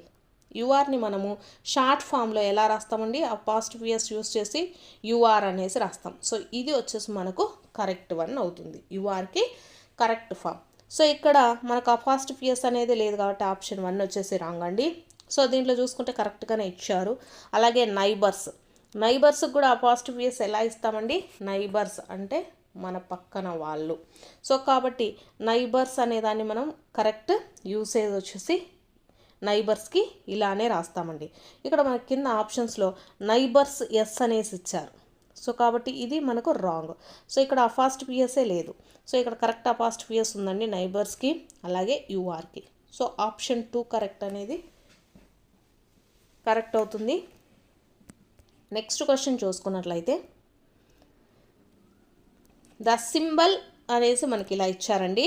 In a dictionary entry means అనేసి ఇచ్చారు. సో ఈ సింబల్ వచ్చేసి మనకు డిక్షనరీలో దేన్ని తెలియజేస్తుందంటే రీప్లేస్ ద హెడ్ వర్డ్ అండి. Replace the head word. ఏదైనా హెడ్ వర్డ్ మనం సెంటెన్స్లో యూజ్ చేసినప్పుడు ఇంకొకసారి దాన్ని యూజ్ చేయకుండా సో మనము ఈ హెడ్ వర్డ్ అనేది యూజ్ చేయడం జరుగుతుందండి. సో కాబట్టి ఈ సింబల్కి ఏందండి రీప్లేస్ ద హెడ్ వర్డ్. ఇది డైరెక్టే, ఒకసారి గుర్తుపెట్టుకోండి. నెక్స్ట్ క్వశ్చన్ చూసుకున్నట్లయితే while writing A biographical sketch the details should be arranged in అనేసి ఇచ్చారండి. సో బయోగ్రఫికల్ స్కెచ్ అనేది మనం రాసేటప్పుడు, సో ఎవరిదైనా జీవిత చరిత్ర రాసేటప్పుడు జీవిత చరిత్ర కానీ ఆత్మచరిత్ర ఇలా అని పిలవచ్చు. సో ఇవి రాసేటప్పుడు మనకు డీటెయిల్స్ ఫస్ట్ అరేంజ్మెంట్స్ అనేది ఇచ్చారండి. సో మనము ఏదైనా బయోగ్రఫికల్ స్కెచ్ రాసేటప్పుడు బర్త్ డీటెయిల్స్ అనేసి ఇచ్చారు. సో బర్త్ డీటెయిల్స్ అనేటివి కాదండి. సో వాటిని ఏమంటాం, మన పర్సనల్ డీటెయిల్స్ అనేటివి ఉంటాయి. ఫస్ట్ ఏముంటాయి, పర్సనల్ డీటెయిల్స్ అనేటివి ఉంటాయి. నెక్స్ట్ చూసుకున్నట్లయితే ఏముంటుందండి, ఎడ్యుకేషనల్ డీటెయిల్స్ ఉంటుంది. తర్వాత ఎడ్యుకేషన్కి సంబంధించి అచీవ్మెంట్స్ ఉంటాయి. సో వాటికి సంబంధించి లాస్ట్లో మనకు ఏముంటుందండి, డిక్లరేషన్ అనేది ఉంటుంది. So correct formation, correct arrangement వచ్చేసి ఆప్షన్ 3 అవుతుందండి. ఏదైనా బయోగ్రఫికల్ స్కెచ్కి ముందు ఏం రాస్తామండి, ఇక్కడ మనకు ఇచ్చిన మిగతా ఆప్షన్స్ చూసుకుంటే బర్త్ డీటెయిల్స్ అనేవి మనం ఫస్ట్ రాయము. ఎడ్యుకేషన్ డీటెయిల్స్ కూడా స్టార్టింగ్లోనే ఎవరో రాయరండి. సో ఇక్కడ మనకు personal details okay, education details okay, తర్వాత డిక్లరేషన్ అనేసి ఇచ్చారు. డిక్లరేషన్ అనేది మనకు ఎప్పుడైనా ఎండింగ్లో ఉంటుందండి, మధ్యలో ఎప్పుడు ఉండదు. డిక్లరేషన్ అంటే లాస్ట్ ఎండ్ ఆఫ్ ద మనకు దేంట్లో అయినా సరే డిక్లరేషన్ అనేది ఎప్పుడు ఉంటుంది, ఎండ్లోనే ఉంటుంది. సో అది మీకు అందరికీ తెలిసిందే కాబట్టి ఇది కూడా కాదు. సో ఆప్షన్ 3 కరెక్ట్ అండి. Next question, choose the type of sentence which has one main clause and one or more subordinate clauses అనేసి ఇచ్చారండి. సో ఇంతకుముందు ఒక సెంటెన్సెస్ ఇచ్చేసి దీంట్లో సబార్డినేట్ క్లాజ్ ఉందా, మెయిన్ క్లాజ్ ఉందా, ఈ విధంగా అడిగేవాళ్ళు. కానీ ఇప్పుడు ఏంటంటే అసలు దాని గురించే అడుగుతున్నారనమాట. సో ఒక మెయిన్ క్లాజ్ అలాగే 1 or more సబార్డినేట్ క్లాజెస్ దేంట్లో ఉంటాయి అనేసి ఇచ్చారు. మనకు చూసుకుంటే మనకు ఇవి సెంటెన్సెస్కి సంబంధించండి. సో సెంటెన్సెస్ మనకు ఎన్ని సెంటెన్సెస్ ఉన్నాయి, సింపుల్ సెంటెన్స్, అలాగే కాంపౌండ్ సెంటెన్సెస్ ఉన్నాయి, కాంప్లెక్స్ సెంటెన్సెస్ ఉన్నాయి. సో ఫస్ట్ సింపుల్ సెంటెన్స్లో వచ్చేసి మనకు 1 మెయిన్ క్లాజ్ ఉంటుందండి. సింపుల్ సెంటెన్స్లో ఓన్లీ ఒక్క మెయిన్ క్లాజ్ మాత్రమే ఉంటుంది. అలాగే కాంపౌండ్ సెంటెన్స్లో చూసుకుంటే 2 మెయిన్ క్లాజెస్ ఉంటాయండి. కాంపౌండ్ సెంటెన్స్లో 2 మెయిన్ క్లాజెస్ ఉంటాయి. కాంప్లెక్స్ సెంటెన్స్లో చూసుకుంటే ఒక మెయిన్ క్లాజ్ ఉంటుందండి. కాంప్లెక్స్ సెంటెన్స్లో 1 మెయిన్ క్లాజ్, అలాగే ఇంకొకటి సబార్డినేట్ క్లాజ్ ఉంటుంది. సో ఇది కంపల్సరీ నేర్చుకోండి clauses, sentences, complex sentence, compound sentence. అలాగే ఇక్కడ మనకు వెరీ వెరీ ఇంపార్టెంట్ అండి, కంపల్సరీ క్వశ్చన్ అనేది ఉంటుంది. సో ఇక్కడ మనకి ఇచ్చిన క్వశ్చన్ ఏంది, టైప్ ఆఫ్ సెంటెన్సెస్. ఆ సెంటెన్స్ ఎలా ఉండాలండి, 1 మెయిన్ క్లాజ్ ఉండాలి, 1 సబార్డినేట్ క్లాజ్ ఉండాలి. సో దేంట్లో ఉంటుందండి, కాంప్లెక్స్ సెంటెన్స్లో ఉంటుంది. సో ఆప్షన్ 4 అనేది కరెక్ట్. నెక్స్ట్ క్వశ్చన్ వచ్చేసి చూస్ the correct verb from to complete the sentence అనేసి ఇచ్చారు. So if dash we dash the party inside rain have అనేసి ఇచ్చారండి. సో ఇఫ్ వచ్చేసి మనకి ఎప్పుడైనా సింపుల్ ప్రజెంట్ టెన్స్లో ఉన్నట్లయితే ఇఫ్ క్లాజ్ వచ్చేసి మనకు ఇక్కడ ఇఫ్ అనేసి ఇచ్చారు కదా. సో ఇఫ్తో స్టార్ట్ అయ్యేటటువంటి వర్డ్ ఎప్పుడైనా సరే మనకు సింపుల్ ప్రజెంట్లో ఉన్నప్పుడు తర్వాత మనకు వచ్చేటటువంటిది డిపెండెంట్ క్లాజ్ కూడా, అంటే ఇదండి ఇఫ్ తర్వాత ఉండేటటువంటిది సెంటెన్స్. సో ఇది వచ్చేసి మనకు డిపెండెంట్ అవుతుంది. సో ఈ డిపెండెంట్ సెంటెన్స్ కూడా మనకు ఎలా ఉండాలి అంటే సింపుల్ ప్రజెంట్లోనే ఉండాలి. సో ఇక్కడ మనకు if it rains, if it rains అనేది రావాలండి. ఇట్ ఈజ్ రెయిన్ అనేది రాదు, ఇట్ విల్ రెయిన్ అనేది రాదు. సో ఇట్ చూద్దాం. If it rain, so rains అనేది మనకు కంపల్సరీ వస్తుందండి. ఇఫ్ ఇట్ రెయిన్స్, ఇఫ్ తర్వాత మనకు ఎస్ అనేది కంపల్సరీ ఉంటుంది. If it rains, so if it rains అనేది మనకు ఏమవుతుందండి, సింపుల్ ప్రజెంట్లో ఉంది. సో కాబట్టి రెయిన్స్ అనేది ఇక్కడ మనకు రెయిన్స్ అనేది యూజ్ చేసినప్పుడు తర్వాత వచ్చేటటువంటి సెంటెన్స్కి హ్యావ్ వస్తుంది. ఇక్కడ హ్యావ్ అనేది ఇచ్చారు. సో ఇచ్చినటువంటిది ఏమవుతుందండి, విల్ వస్తుందండి. సింపుల్ ప్రజెంట్లో ఉంది కాబట్టి మనకు సింపుల్ ప్రజెంట్లోనే ఎండ్ అవ్వాలి. So if it rains we will have the party inside అనేసి రావాలి. So option 2 correct. Next question, identify the part of speech for the underline word అనేసి ఇచ్చారు. There were a lot of ifs in the insurance policy అనేసి ఇచ్చారు. A lot of ifs means అంటే చాలా rules ఉన్నాయి, లేకపోతే చాలా నిబంధనలు కానీ, లేకపోతే చాలా టర్మ్స్ అండ్ కండిషన్స్ కానీ ఇలా అంటామండి. Ifs means terms and conditions ఎక్కువగా ఉండటం అనే అర్థంలో వస్తుంది. There was a lot of insurance policy. Insurance పాలసీలు చూసుకున్నట్లయితే మీకు అందరికీ తెలిసింది. సో దాంట్లో లాట్ ఆఫ్ రూల్స్ అనేటివి కంపల్సరీగా ఉంటాయి. సో వాటిని ఇఫ్స్ అనే కింద చెప్తాం. సో ఇక్కడ మనకు for example lot of books, ifs అనేటివి మనకు తెలియకపోతే ఇక్కడ ఇఫ్స్ మీన్స్ రూల్స్ అండి. సో ఇక్కడ మనకు ఎప్పుడైనా సరే చాలాసార్లు ఇనే ఉంటాం కదా, లాట్ ఆఫ్ బుక్స్. సో ఇక్కడ బుక్స్ అనేది మనకేమవుతుంది, నౌన్ అవుతుంది.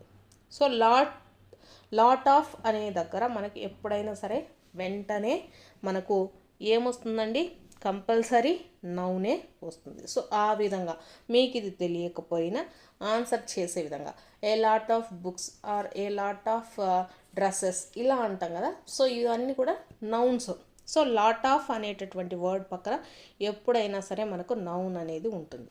సో ఇఫ్స్ కూడా మనకేమవుతుందండి, నౌనే అవుతుంది. Option 2 correct. Next question, choose the sentence with the correct article usage అనేసి ఇచ్చారండి. సో ఇక్కడ మనకి ఇచ్చినటువంటి సెంటెన్స్ చూసుకున్నట్లయితే she is a MBA student in and university అనేసి ఇచ్చారు. సో మీ అందరికీ తెలిసిందే యూనివర్సిటీ అంటే మనకు ఏమవుతుందండి, ఇది ఆర్టికల్ ఏం యూజ్ చేయాలి యూనివర్సిటీకి, కంపల్సరీగా మనము ఏ యూనివర్సిటీ అండి, ఏ అనేది యూజ్ చేస్తాము. అలాగే ఎంబీఏ అనేది ఒక క్వాలిఫికేషన్ కాబట్టి సో ఇటువంటి వాటికి మనము ఏ అనేది యాన్ అనేది యూజ్ చేస్తామండి. యాన్ MBA, యాన్ బీటెక్ అనేది యూజ్ చేస్తాం కంపల్సరీ. సో కాబట్టి కరెక్ట్ ఆన్సర్ ఏమవుతుందండి, option 2 she is an MBA student in a university. So usage ఒకసారి చూసుకోండి. యూనివర్సిటీకి ఎప్పుడైనా సరే మనకు ఏ అనేది వస్తుంది, కంపల్సరీగా ఏ అనేది వస్తుందండి. సో ఏదైనా మనకు చెప్పేటప్పుడు అంటే NGOs గురించి కానీ ఇలా స్పెసిఫిక్ మనకు కోర్సెస్ గురించి చెప్పేటప్పుడు కంపల్సరీ యాన్ అనేది వస్తుంది. యాన్ NGO ఇది కూడా కరెక్టే, కాకపోతే ఇన్ ద కెనడా కాదండి, మనకు ఇది ఒక సిటీ నేమ్ కాబట్టి ద అనేది యూజ్ చేయమండి, కెనడా అనే యూజ్ చేస్తాము. సో కాబట్టి ఇది కూడా రాంగ్, ఇక్కడ యాన్ అనేది లేదు. సో ఇది రాంగ్. సో యాన్ ఉండాలండి. యూనివర్సిటీకి ముందు ఎప్పుడు కూడా యాన్ అనేది రాదు. మనకు జనరల్గా ఓవెల్స్ ఉంటే యాన్ వస్తుంది అనేసి అనుకుంటాం కదా. సో యూనివర్సిటీకి ఎప్పుడు యూ వస్తుందండి. సౌండ్ని బట్టి మనము ఏనా యానా యూజ్ చేయాల్సి ఉంటుంది. సో ఇక్కడ కరెక్ట్ యూసేజ్ యాన్ MBA అండి. యాన్ MBA ఏవైనా కోర్సెస్ ముందు మనకు యాన్ అనేది యూజ్ చేస్తాము. అలాగే యూనివర్సిటీకి కూడా ఎప్పుడైనా సరే ఏ అనేది యూజ్ చేస్తాము. Option 2 correct. Next question, choose the correct option అనేసి ఇచ్చారు. Dash does the train arrive. So dash does the train arrive అంటే ట్రైన్ ఎప్పుడు వస్తుంది. సో ఎప్పుడు అంటే వాట్ అనేది యూజ్ చేస్తామండి. In which time, at which time అనేది వాడము. సో ఇక్కడ మనకు కరెక్ట్ ఏంటిదండి, వాట్ టైం అనే దాన్ని యూస్ చేస్తాం. ఇన్ వాట్ టైం అనేసి యూస్ చేయము. So what time does the train arrive. So option 4 వచ్చేసి కరెక్ట్ అవుతుంది. నెక్స్ట్ క్వశ్చన్ చూసుకున్నట్లయితే, choose the correct passive form for the sentence given below.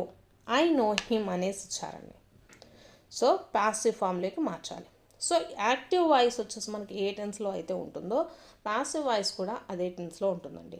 So ఇక్కడ మనకు ఐ నో హిమ్ అనేది మనకు ఏ టెన్స్లో ఉందండి, ప్రజెంట్ టెన్స్లో ఉంది.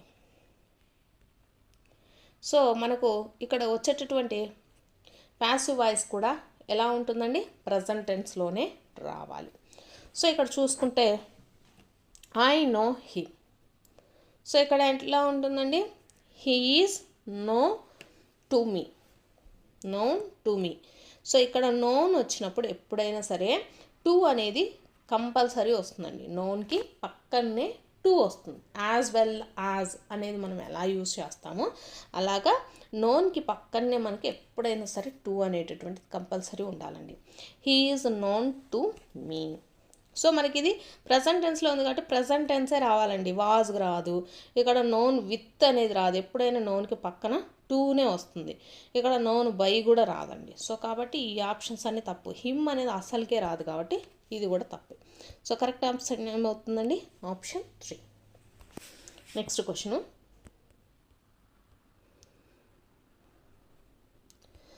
సెడ్ కావ్య ఫోన్డ్ మీ అనేసి ఇచ్చారండి. సో ఇండైరెక్ట్ స్పీచ్ అడిగారు.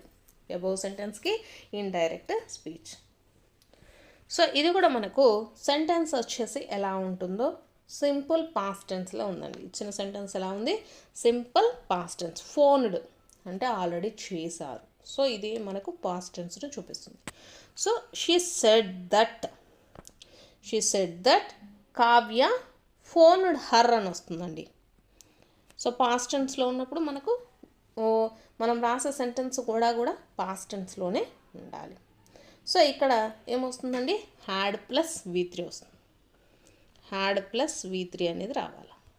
సో ఇక్కడ హ్యాడ్ ప్లస్ V3 అనేది దేంట్లో ఉంది, ఆప్షన్ 3లోనే ఉంది. She said Kavya phoned me అంటే she said that Kavya had phoned her అండి. హర్ అనేది చేంజ్ అవుతుంది, option 2. Next question, choose the correct modal verb to express the purpose అండి. పర్పస్ ఇది కూడా మనకు మోడల్ వెర్బ్స్ అనేవి టెక్స్ట్ బుక్ బ్యాక్ సైడ్లో ఉన్నాయి. సో అవే మనకు ఎక్కువగా ఇస్తారు. సో పర్పస్ని మనము ఎక్స్ప్రెస్ చేసేటప్పుడు సో ఏం వాడతామండి, విల్ అనేది యూజ్ చేస్తాం. విల్ అనేది యూజ్ చేస్తాం, direct question. So offer, so ఏదైనా ఆఫర్ ఎక్స్ప్రెస్ ద ఆఫర్ అయితే షెల్ అనేది యూజ్ చేస్తామండి.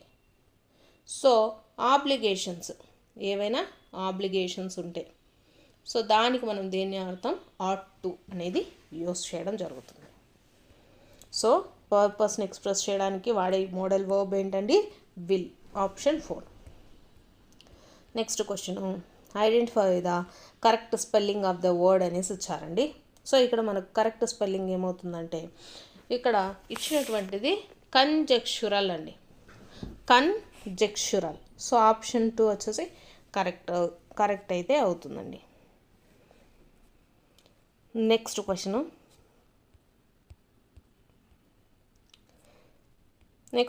చూసుకున్నట్లయితే one of the following is the term for a person who spends too much అనేసి ఇచ్చారండి.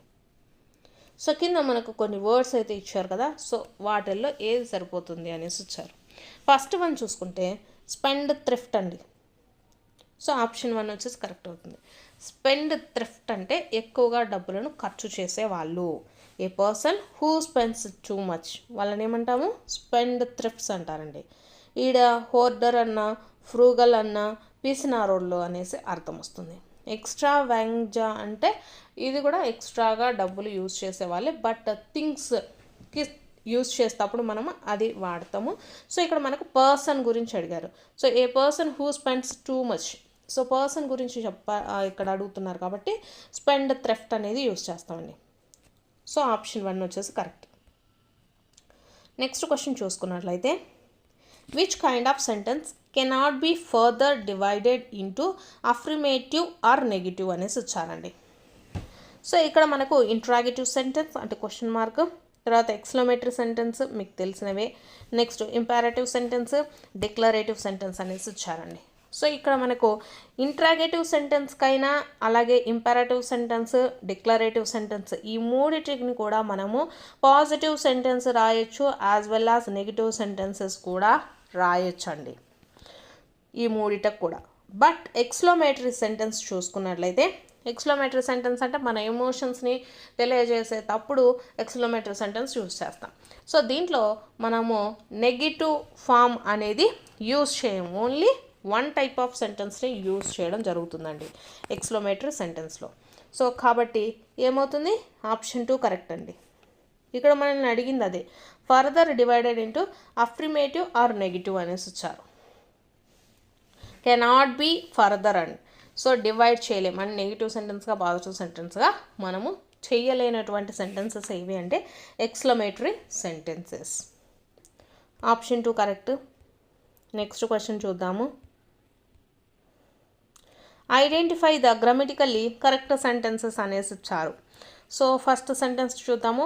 ఏ train has left when I reached the station. So ఇక్కడ మనకు meaning ఏంటంటే a train has left, train అనేది వెళ్ళిపోయింది.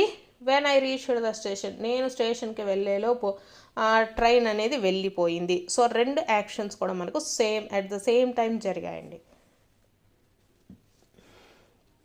So at the same time జరిగినప్పుడు మనకు first sentence ఎప్పుడైనా సరే పాస్ట్ పర్ఫెక్ట్లో ఉంటుందండి. సో మనకు ఫస్ట్ ఏంటిదండి, ఫస్ట్ ఏం జరిగింది, ట్రైన్ అనేది వెళ్ళిపోయింది. సో ట్రైన్ వెళ్ళిపోయింది, ఎప్పుడు నేను వచ్చేసరికి వెళ్ళిపోయింది.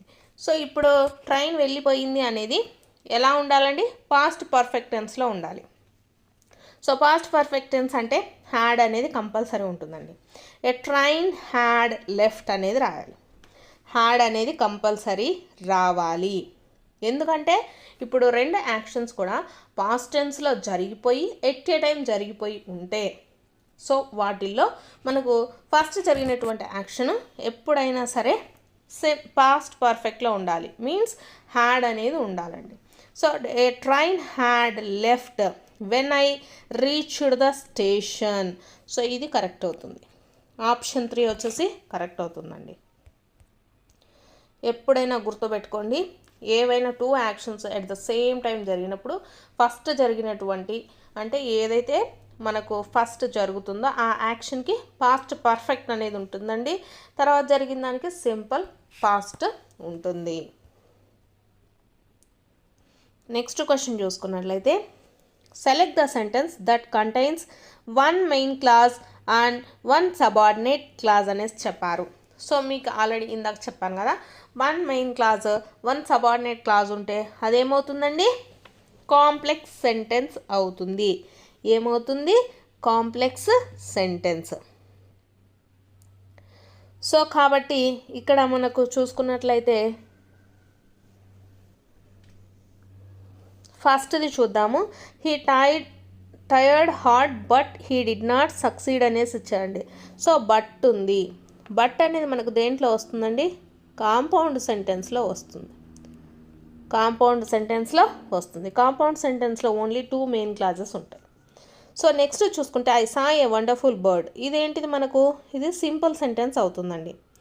Next third one, he will not play unless he is కంపాల్డ్.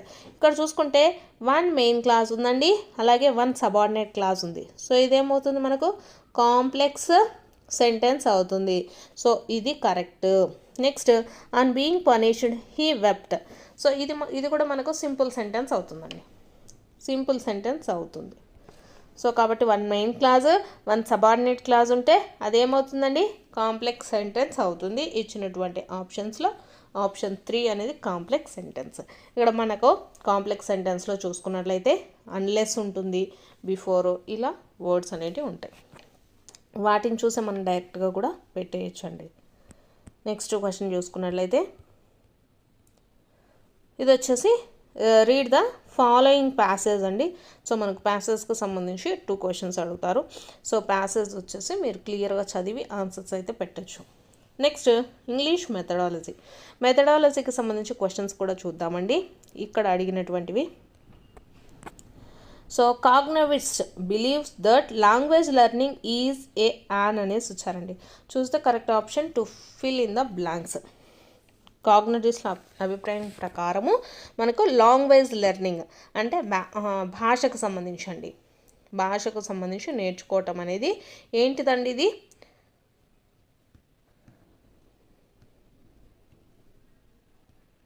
So ఇదొకటి హ్యాబిట్ అయితే కాదు, అలాగే ఇదొక ఇన్నేట్ ఎబిలిటీ, ఇదొక ఎబిలిటీ అంటే ఇదొక సామర్థ్యానికి సంబంధించి కూడా కాదండి.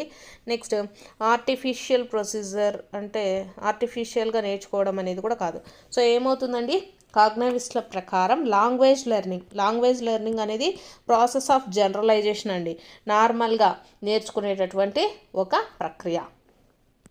సో కాబట్టి cognitivist believes language learning is a process of generalisation అండి. చాలాసార్లు అడిగినటువంటి క్వశ్చన్. సాధారణంగా మనకు భాష అనేది అభ్యాసనం ఎలా జరుగుతుందండి, జనరల్గా జరుగుతుంది లెర్నింగ్ అనేది. లాంగ్వేజ్ లెర్నింగ్ అనేది మనము కొన్నిటిని ప్రత్యేకంగా చదువుకోవాల్సినటువంటి అవసరం లేదు. అంటే మనకు ఫర్ ఎగ్జాంపుల్ తెలుగు, మనము ఇక్కడ తెలుగులోనే ఇక్కడ మనం ఏదైతే మన పేరెంట్స్ ఏదైతే మాట్లాడుతూ ఉంటారో సో అది మనకు నేర్చుకోవాల్సిన పని లేదండి, ఆటోమేటిక్గా వస్తుందన్నమాట. సో దాన్ని ప్రాసెస్ ఆఫ్ జనరలైజేషన్ అంటాం. సో కాబట్టి ఆప్షన్ 3 వచ్చేసి కరెక్ట్ ఉంది. నెక్స్ట్ క్వశ్చన్ చూసుకున్నట్లయితే Chinese whisper is a language game which could be played in the class to develop dash among the childrens అనేసి ఇచ్చారు. Choose the correct option to fill in the blanks. దీనికి సంబంధించి కూడా compulsory question ఉంటుందండి. So దేనికి సంబంధించి, ఈ స్కిల్స్కి సంబంధించి. సో ఆ స్కిల్స్ ఏంటి, రైటింగ్, రీడింగ్, లిజనింగ్, స్పీకింగ్ స్కిల్స్కి సంబంధించి కంపల్సరీ క్వశ్చన్ అనేది ఉంటుంది. సో ఇక్కడ చైనీస్ విస్పర్ అంటే ఏంటిదండి, మనకు మామూలుగా ఆడుకుంటూ ఉంటారు కదా, అంటే ఏదైనా ఒక విషయాన్ని ఒక లైన్లో ఒక 10 మెంబర్స్ని కానీ అలా నించోబెట్టేసి ఫస్ట్ ఒకరి చెవులో చెప్పినటువంటి విషయాన్ని మళ్ళీ సెకండ్ మెంబర్కి చెప్పడం, సెకండ్ మెంబర్ థర్డ్ మెంబర్కి చెప్పడం, ఇలా చెవులో చెప్తూ మనకు గేమ్ అనేది జరుగుతూ ఉంటుందండి. చెప్పినటువంటి విషయాన్ని ఫస్ట్ ఒకరి చెవులో చెప్పడం జరుగుతుంది. ఆ వర్డ్ కానీ లేకపోతే ఏదైనా మనం ఇచ్చినటువంటి ఇన్ఫర్మేషన్ చెవులో చెప్పబడుతుంది. సో అది ఏంటి, వాళ్ళు నెక్స్ట్ ఇంకొకరికి ట్రాన్స్లేట్, వాళ్ళు కూడా వెళ్ళి ఇంకొకరి చెవులో చెప్తారు, మిగతా వాళ్ళు కూడా అలా చెవులో చెప్తూ ఉంటారు. సో ఇలాంటిది ఇది ఒక లాంగ్వేజ్ గేమ్ అండి. చైనీస్ విస్పర్ అనేది ఒక లాంగ్వేజ్ గేమ్. అయితే సో ఇది మనం క్లాస్లో ఆడడం వల్ల మనము ఏం డెవలప్ చేస్తాం చిల్డ్రన్స్లో, లిజనింగ్ స్కిల్స్ అండి. ఏం డెవలప్ చేస్తాము, లిజనింగ్ స్కిల్స్. మనం చెవులో చెప్పింది కరెక్ట్గా వాళ్ళు విని వేరే వాళ్ళకి కూడా సేమ్ అదే చెప్తున్నారా లేదా అనేది మనకు తెలుస్తుంది ఈ గేమ్ వల్ల. సో అలాగే దీనివల్ల మనకు ఏ స్కిల్ ఇంప్రూవ్ అవుతుంది, లిజనింగ్ స్కిల్, వినటం. దీన్ని శ్రవణ నైపుణ్యం అనేసి కూడా చెప్తాం మనం. సో కాబట్టి ఆప్షన్ 3 వచ్చేసి కరెక్ట్. నెక్స్ట్ క్వశ్చన్ చూసుకుంటే according to the Canale and Swain 1980 discourse competence refers to అనేసి ఇచ్చారండి. డిస్కోర్స్ కాంపిటీషన్ అనేది మనకు దేన్ని సూచిస్తుంది అనేసి ఇచ్చారు. డిస్కోర్స్ కాంపిటీషన్ అంటే ఏంటంటే interruption of the individual messages and text అండి. Interruption of the individual messages అంటే మన వ్యక్తిగత సందేశాలు, అలాగే అండ్ టెక్స్ట్ ఆ పాఠ్యభాగం యొక్క వివరణ అనేసి అర్థం వస్తుంది. సో కాబట్టి ఆప్షన్ 1 వచ్చేసి కరెక్ట్ అండి. నెక్స్ట్ చూసుకున్నట్లయితే which of the following statement is an incorrect statement regarding ఈ లెర్నింగ్ అనేసి ఇచ్చారండి. ఈ లెర్నింగ్ వచ్చేసి మనకు ఈ లెర్నింగ్ నేర్చుకున్నట్లయితే మనకు ఇదొక నాన్ ఫార్మల్ అనేసి ఇచ్చారండి. సో ఇది రాంగ్, ఇన్కరెక్టే అడిగారు కాబట్టి మనకు ఆప్షన్ 1 కరెక్ట్ అవుతుంది. సో ఈ లెర్నింగ్ ప్రాసెస్ మనకు ఆన్లైన్లో అధ్యయనం చేసేటప్పుడు సో ఏం చేస్తాము, ఏదైనా ఒక కోర్స్ అనేది మనం నేర్చుకుంటున్నాము. సో అది ఎలా ఉంటుందండి, ఫార్మల్ టైప్లో ఉంటుందండి. ఇన్ఫార్మల్ అనేసి ఇచ్చారు, ఇన్ఫార్మల్గా ఉండదు, ఓన్లీ ఫార్మల్ భాగంలోనే ఉంటుంది. ఇట్ డిమాండ్స్ ఆ ప్రేయర్ క్వాలిఫికేషన్స్. సో ఏదైనా మనం ఒక కోర్స్ నేర్చుకోవాలంటే దానికి కంపల్సరీ ఎలా ఉండాలండి, దానికి ఒక క్వాలిఫికేషన్ అనేది కంపల్సరీ ఇస్తారు. అలాగే there is a valid certification at the end of the course. ఏదైనా కోర్స్లో జాయిన్ అవుతే మనకు కంపల్సరీ సర్టిఫికేషన్ కోర్స్ అనేది ఉంటుందండి. అలాగే you need to register for the course. Compulsory మనం రిజిస్టర్ అవ్వాలి కదా. సో ఇవన్నీ కూడా మనకు ఈ లెర్నింగ్ ప్రాసెస్. సో ఈ లెర్నింగ్ అనేది ఫార్మల్గానే జరుగుతుందండి, నాన్ ఫార్మల్గా అయితే జరగదు.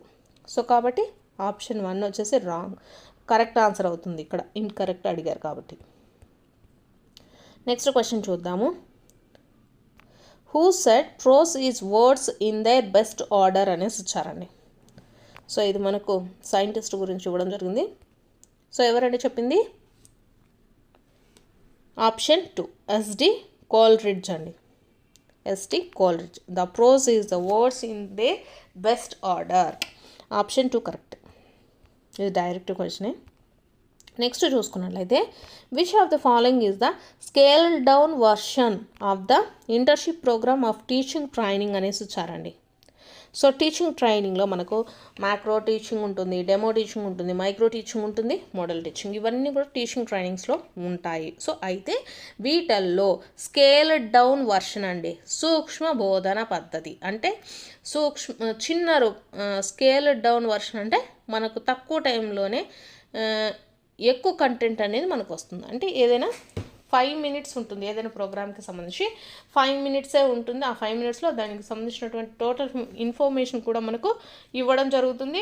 అందులో తక్కువ మందికే జరుగుతుందండి, ఎక్కువ ఇన్ఫర్మేషన్ జస్ట్ 10 minutesలో ఇవ్వడం జరుగుతుంది. సో కాబట్టి దీన్ని ఏమంటామంటే స్కేల్ డౌన్ వర్షన్ అంటారు. సో ఏంటిది అది? మైక్రో టీచింగ్ అండి. దాన్ని ఏమంటాము? మైక్రో టీచింగ్ అంటాం. Micro teaching is a scaled down version అండి. ఎందుకు? మైక్రో టీచింగ్లో మనకు తక్కువ మంది ఉంటారు, ఫర్ ఎగ్జాంపుల్ 5 to 10 members అలా ఉంటారు. అలాగే దీని టీచింగ్ కూడా ఎంత ఉంటుంది? 5 to 10 minutes ఉంటుందండి, అంతే. 5 to 10 minutes ఉంటుంది. సో కాబట్టి దీన్ని ఏమంటాము? మైక్రో టీచింగ్ అంటాం. మైక్రో క్వశ్చన్ అయితే చూద్దాము. ప్రతి సంవత్సరము ప్రపంచ ఓజోన్ దినోత్సవంగా జరుపుకునే రోజు. సో ప్రపంచ ఓజోన్ దినోత్సవాన్ని ఎప్పుడు జరుపుకుంటారండి? సెప్టెంబర్ 16న జరుపుకుంటారు. ఆప్షన్ 1. Next question. గృహహింస నుండి మహిళల రక్షణ చట్టము అమల్లోకి వచ్చిన సంవత్సరం. గృహహింస నుండి మహిళల రక్షణ చట్టము అమల్లోకి వచ్చిన సంవత్సరం అడుగుతున్నారండి. సో ఏ సంవత్సరము? 2006వ సంవత్సరం. ఆప్షన్ 1. Next question. ప్రస్తుత అవసరాలకు వనరులను వినియోగించుకోవటము మరియు భవిష్యత్తు కోసం వాటిని సంరక్షించుకోవటంలో సమతుల్యతను పాటించుటయే అనేసి ఇచ్చారు. ఆప్షన్స్లో మనకు వనరుల పరిరక్షణ, పునరుత్పాదక వనరులు, సుస్థిర అభివృద్ధి, వనరుల అభివృద్ధి అనేసి ఇచ్చారండి. సో ఇక్కడ మనకు ఇప్పుడు ఉండేటటువంటి వనరులను ప్రస్తుత అవసరాలకు ఉపయోగించుకోవడమే కాకుండా భవిష్యత్తు కోసం వాటిని సంరక్షించుకుంటే వాటిని మనము ఏమంటామండి?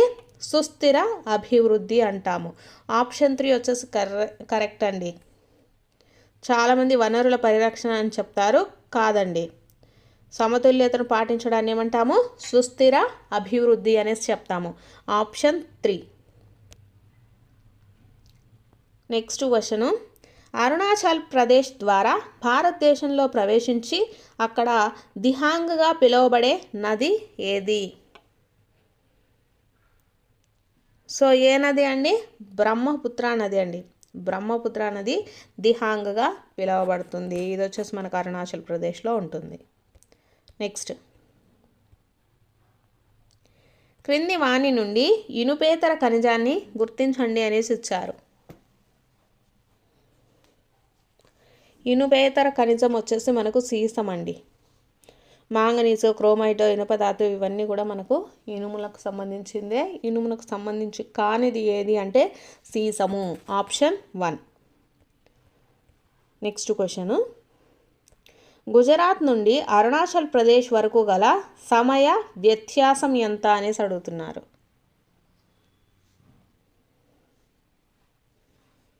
ఎంత సమయం వ్యత్యాసం ఉంటుందండి? ఇక్కడ మనకు 2 గంటల సమయం అయితే వ్యత్యాసం ఉంటుంది. గుజరాత్ నుండి అరుణాచల్ ప్రదేశ్ వరకు గల సమయ వ్యత్యాసం ఎంత? 2 గంటలు. Next question.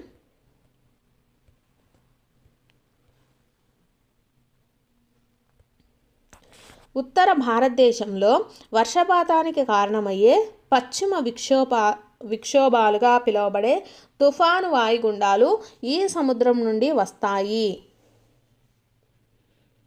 మనకు ఉత్తర భారతదేశంలో వర్షపాతానికి కారణమయ్యేటటువంటివి ఏవండి? పశ్చిమ విక్షోభాలుగా పిలువబడతాయి అన్నమాట. మనకు వచ్చేటటువంటి వాయుగుండాలు అవన్నీ కూడా. సో ఇవి మనకు ఏ సముద్రం నుండి వస్తాయండి? మధ్యధరా సముద్రం నుంచి వస్తాయి. ఆప్షన్ 3. Next question. పశ్చిమ కనుమలు నీలగిరి పర్వతాలను దీని వద్ద కలుస్తాయి. పశ్చిమ కనుమలు వచ్చేసి మనకు వేటి వద్ద కలుస్తాయండి? గూడలూరు వద్ద కలుస్తాయి. పశ్చిమ కనుమలు నీలగిరి పర్వతాలను గూడలూరు వద్ద కలుస్తాయి. నెక్స్ట్. క్రింది వానిలో తప్పనిసరిగా పాటించవలసిన గుర్తును కనుగొనండి అనేసి ఇచ్చారండి. ఇక్కడ ఓవర్టేకింగ్ నిషేధము, ప్రజా టెలిఫోను, ఇరుకైన వంతెన, రైల్వే క్రాసింగ్ అనేసి ఇచ్చారు. వీటిల్లో తప్పనిసరిగా పాటించాల్సింది ఏంటండి? ఓవర్టేకింగ్ నిషేధం అండి. ఓవర్టేకింగ్ చేయకూడదు అన్నప్పుడు అక్కడికి వెళ్ళకూడదు. వెళ్తే మాత్రం చచ్చిపోతారు. కాబట్టి ఆప్షన్ 1 అనేది మనకు కంపల్సరీ పాటించవలసినటువంటి గుర్తండి. ఆప్షన్ 1. Next question. క్రింది వానిలో నుండి భౌతిక చెల్లింపును గుర్తించండి అనేసి ఇచ్చారు. Credit card, draft, debit card, mobile wallets అనేసి ఇచ్చారు. భౌతిక చెల్లింపు అండి. భౌతిక చెల్లింపు అని దేని చెప్తామో? డ్రాఫ్ట్ను చెప్తామండి. నెక్స్ట్.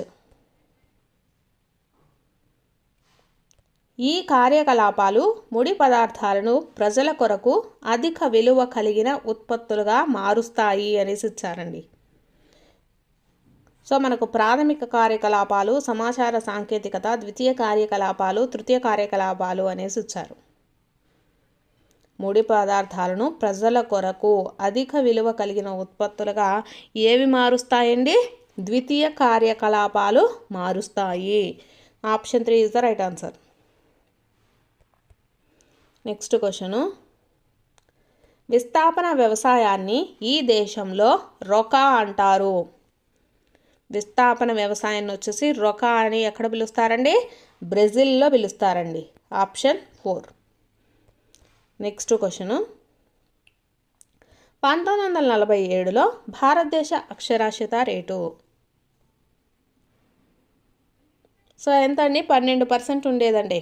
1947లో భారతదేశానికి సంబంధించినటువంటి అక్షరాస్యత రేటు 12% ఉండేది అప్పట్లో. Next question. భారతదేశంలో మానవ వనరుల అభివృద్ధి మంత్రిత్వ శాఖ ఏర్పాటు చేయబడిన సంవత్సరము. సో 1985లోనండి. 1985లో వచ్చేసి భారతదేశంలో మానవ వనరుల అభివృద్ధి మంత్రిత్వ శాఖ అనేది ఏర్పాటు చేయడం జరిగింది. Next question. ఆది మానవులు నివసించిన భీంబేడ్కాలోని రాతి గుహ ఈ రాష్ట్రంలో కలదు. సో మనకి ఏ రాష్ట్రంలో ఉందండి? మధ్యప్రదేశ్లో ఉందండి. ఆది మానవులు నివసించినటువంటి భీంబేడ్కా అనేటటువంటి రాతి గుహ వచ్చేసి మనకి ఏ రాష్ట్రంలో ఉంది? మధ్యప్రదేశ్లో ఉంది. Next question. భారతదేశంలోని గ్రామీణ ప్రాంతాలలో ఒక వ్యక్తి ఒక రోజుకు ఆహారంగా తీసుకోవటానికి సిఫారసు చేయబడిన కిలో క్యాలరీలు ఎంత అనేసి అడుగుతున్నారు. సో ఎంత అండి? 2400 కిలో క్యాలరీలను తీసుకోవచ్చండి. So option 4 is the right answer. Next question. దీనిని నిరోధించడమే చిప్కో ఉద్యమం లక్ష్యము అనేసి ఇచ్చారండి. సో దేనినండి చిప్కో ఉద్యమం ఎందుకు వచ్చింది? అసలు చెట్లను నరకటం నుంచి వచ్చింది. కాబట్టి చెట్లను నరకడం నిరోధించడమే దీని యొక్క ముఖ్య లక్ష్యం. So option 2 is the right answer. Next question, భారతీయ బహుళ జాతి సంస్థ కానిది ఏది అనేసి ఇచ్చారండి. ఆప్షన్స్లో ఇన్ఫోసిస్, ఏషియన్ పెయింట్స్, రాన్ బాక్సీ, నెస్లే అనేసి ఇచ్చారు.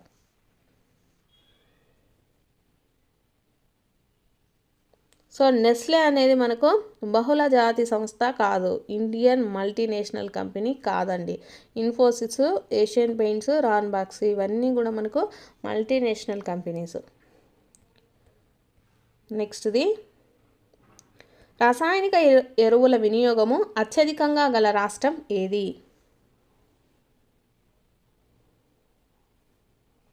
సో ఏది అంటే పంజాబ్ అండి. పంజాబ్ రాష్ట్రంలో ఎక్కువగా రసాయనిక ఎరువుల వినియోగాన్ని అయితే వాళ్ళు వాడుతూ ఉన్నారు. నెక్స్ట్ బిట్, మౌర్య చంద్రగుప్తుడు ఇతని సహాయంతో మగధ రాజ్యానికి రాజు కాగలిగినాడు. మౌర్య చంద్రగుప్తుడని ఎవరి సహాయంతో మగధ రాజ్యానికి రాజు కాగలిగాడు అంటే కౌటిల్యుడి సహాయంతో అండి. ఆప్షన్ 3. నెక్స్ట్, సంగమ రాజవంశంలో గొప్ప పాలకుడు ఎవరు? సో సంగమ రాజవంశంలో గొప్ప పాలకుడు ఎవరు అండి? 2వ దేవరాయలు అండి. సంగమ రాజవంశంలో 2వ గొప్ప పాలకుడు 2వ దేవరాయలు. నెక్స్ట్, కాకతీయుల కాలంలో నీటి వసతి కలిగిన భూమిని ఇలా పిలిచేవారు అనేసి ఇచ్చారండి. నీటి వసతి కలిగి ఉంటే ఆ పొలాన్ని ఏమని పిలుస్తామండి? వేలి పొలంగా పిలవడం జరుగుతుంది. ఆప్షన్ 1 అండి. నెక్స్ట్ క్వశ్చను, 1757లో ప్లాసీ యుద్ధం వీరి మధ్య జరిగింది. సో మనకు ప్లాసీ యుద్ధం అయితే జరిగింది కదా, అది ఎప్పుడు జరిగింది? 1757వ సంవత్సరంలో జరిగింది. సో ఈ ప్లాసీ యుద్ధం వచ్చేసి ఎవరి మధ్యన జరిగింది అంటే రాబర్ట్ క్లైవ్ మరియు సిరాజుద్దౌలా మధ్యలో మనకు ప్లాసీ యుద్ధం జరిగిందండి. ఆప్షన్ 4. నెక్స్ట్ క్వశ్చన్,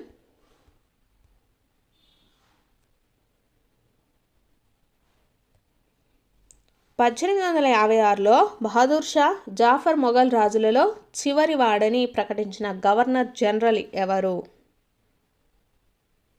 మొఘల్ రాజుల్లో చివరి వాడు వచ్చేసి బహదూర్ షా జాఫర్ అండి.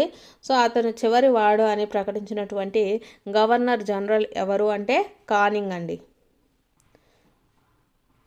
Canning, option 3. Next question, Asia భాష సంస్కృతి నందు పాండిత్యం ఉన్నవారు ఎవరు? సో ప్రాచ్యవాదులు, మున్షి, తత్వవేత్తలు, సిద్ధాంతకర్తలు అనేసి వచ్చారండి. ఆసియా భాష సంస్కృతి నందు పాండిత్యం ఉన్న వాళ్ళని ఏమని పిలుస్తారండి? ప్రాచ్యవాదులు అంటాం. ఆప్షన్ 1. నెక్స్ట్ క్వశ్చన్,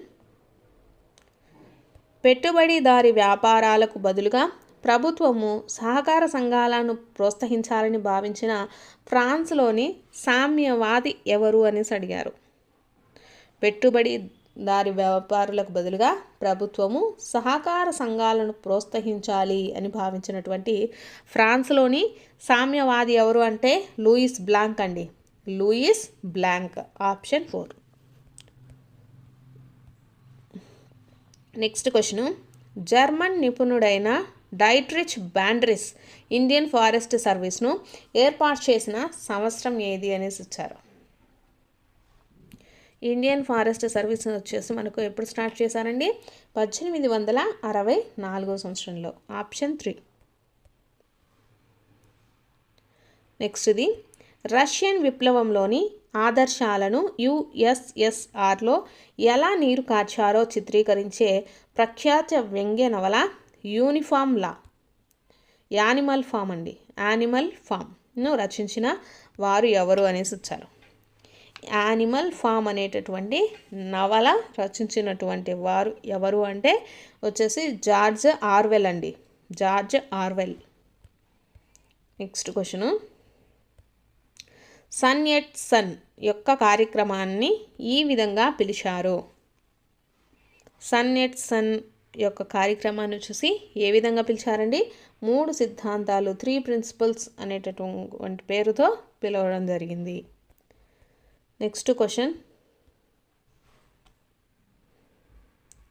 క్రింది వారిలో రాష్ట్రాల పునర్వ్యవస్థీకరణ సంఘంలో సభ్యులు కాని వారు ఎవరు?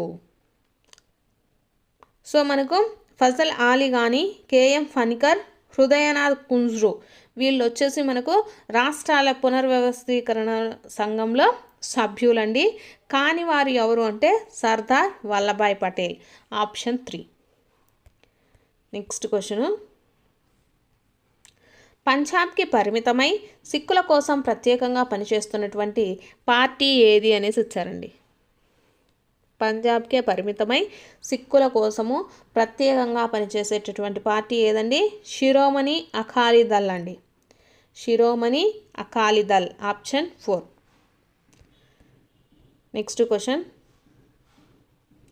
భద్రతా సమితిలోని శాశ్వత సభ్య దేశాలను గుర్తించు అనేసి ఇచ్చారు. సో ఏ దేశాలండి మనకు? చైనా, ఫ్రాన్స్, బ్రిటన్, రష్యా మరియు అమెరికానండి. సో ఇవన్నీ కూడా మనకు భద్రతా సమితిలోని శాశ్వత సభ్య దేశాలు.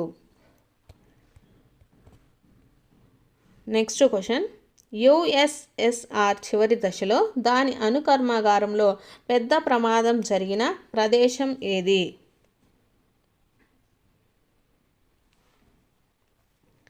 సో ఎక్కడండి మనకు ప్రమాదం జరిగినటువంటి స్థలం వచ్చేసి చెర్నోబిల్ అండి. చెర్నోబిల్. నెక్స్ట్ క్వశ్చన్, దక్షిణాఫ్రికాలో వర్ణ వివక్షకు వ్యతిరేకంగా పోరాడిన వారు? సో ఎవరండి? నెల్సన్ మండేలా అండి. దక్షిణాఫ్రికాలో వర్ణ వివక్షతకు వ్యతిరేకంగా పోరాడిన వారు Nelson Mandela. Next question, Brahma Sabha అని పిలువబడే ఒక సంస్కరణ సంస్థను స్థాపించిన వారు ఎవరు? సో ఎవరు అంటే రాజా రామ్మోహన్ రాయ్ అండి. బ్రహ్మసభ అని పిలువబడే ఒక సంస్కరణ సంస్థను స్థాపించింది ఎవరు అంటే రాజా రామ్మోహన్ రాయ్. నెక్స్ట్ క్వశ్చన్, భారత రాజ్యాంగాన్ని రాజ్యాంగ సభ అంతిమంగా ఆమోదించిన రోజు ఏది? సో ఎప్పుడండి? నవంబర్ 26, 1949 అండి. భారత రాజ్యాంగాన్ని రాజ్యాంగ సభ అంతిమంగా ఆమోదించిన రోజు ఏది అంటే నవంబర్ 26, 1949. నెక్స్ట్ క్వశ్చన్, బ్రిటిష్ ప్రభుత్వం నుండి భారత నాయకత్వానికి అధికారాలను బదిలీ చేయడం గురించి చర్చించడానికి ఉద్దేశించిన క్యాబినెట్ మిషన్లో సభ్యుడు కాని వారు ఎవరు అనేసి అడిగారు. సో కాని వారు ఎవరంటే ఏవో హ్యూమ్ అండి. నెక్స్ట్,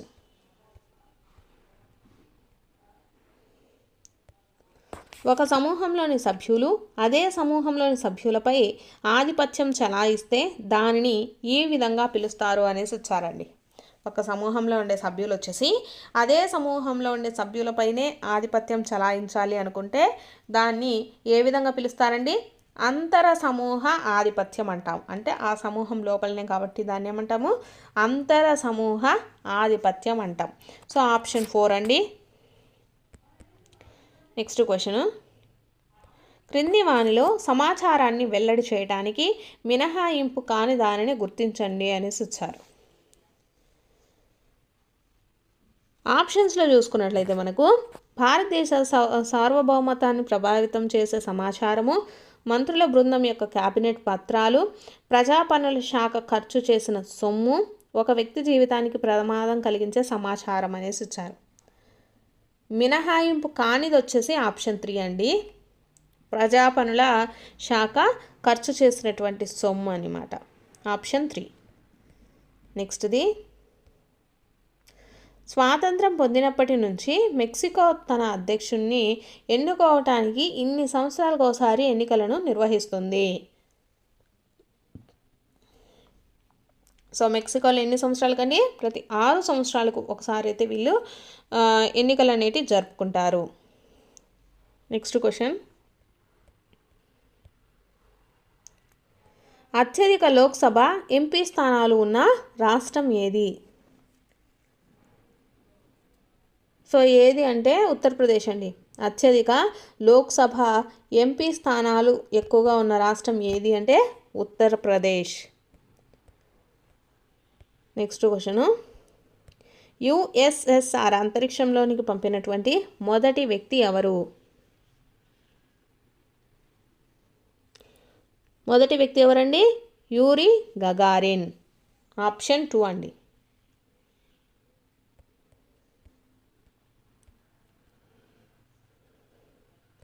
నెక్స్ట్ క్వశ్చను, రాజ్యాంగము మరియు నేర చట్టము అరెస్ట్ కాబడిన ప్రతి వ్యక్తికి హామీ ఇచ్చిన ప్రాథమిక హక్కులను గుర్తించండి అనేసి ఇచ్చారు.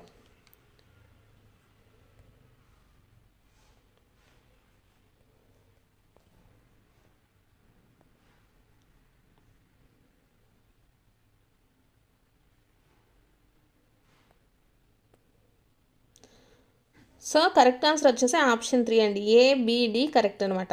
రాజ్యాంగము మరియు నేర చట్టము అరెస్ట్ కాబడిన ప్రతి వ్యక్తికి హామీ ఇచ్చిన ప్రాథమిక హక్కులు ఏవి అంటే అరెస్ట్ చేసిన 24 గంటల్లోపు మెజిస్ట్రేట్ ముందు హాజరుపరచాలి, అలాగే అరెస్ట్ లేక నిర్బంధం ఉన్న సమయంలో బాధింపబడకూడదు.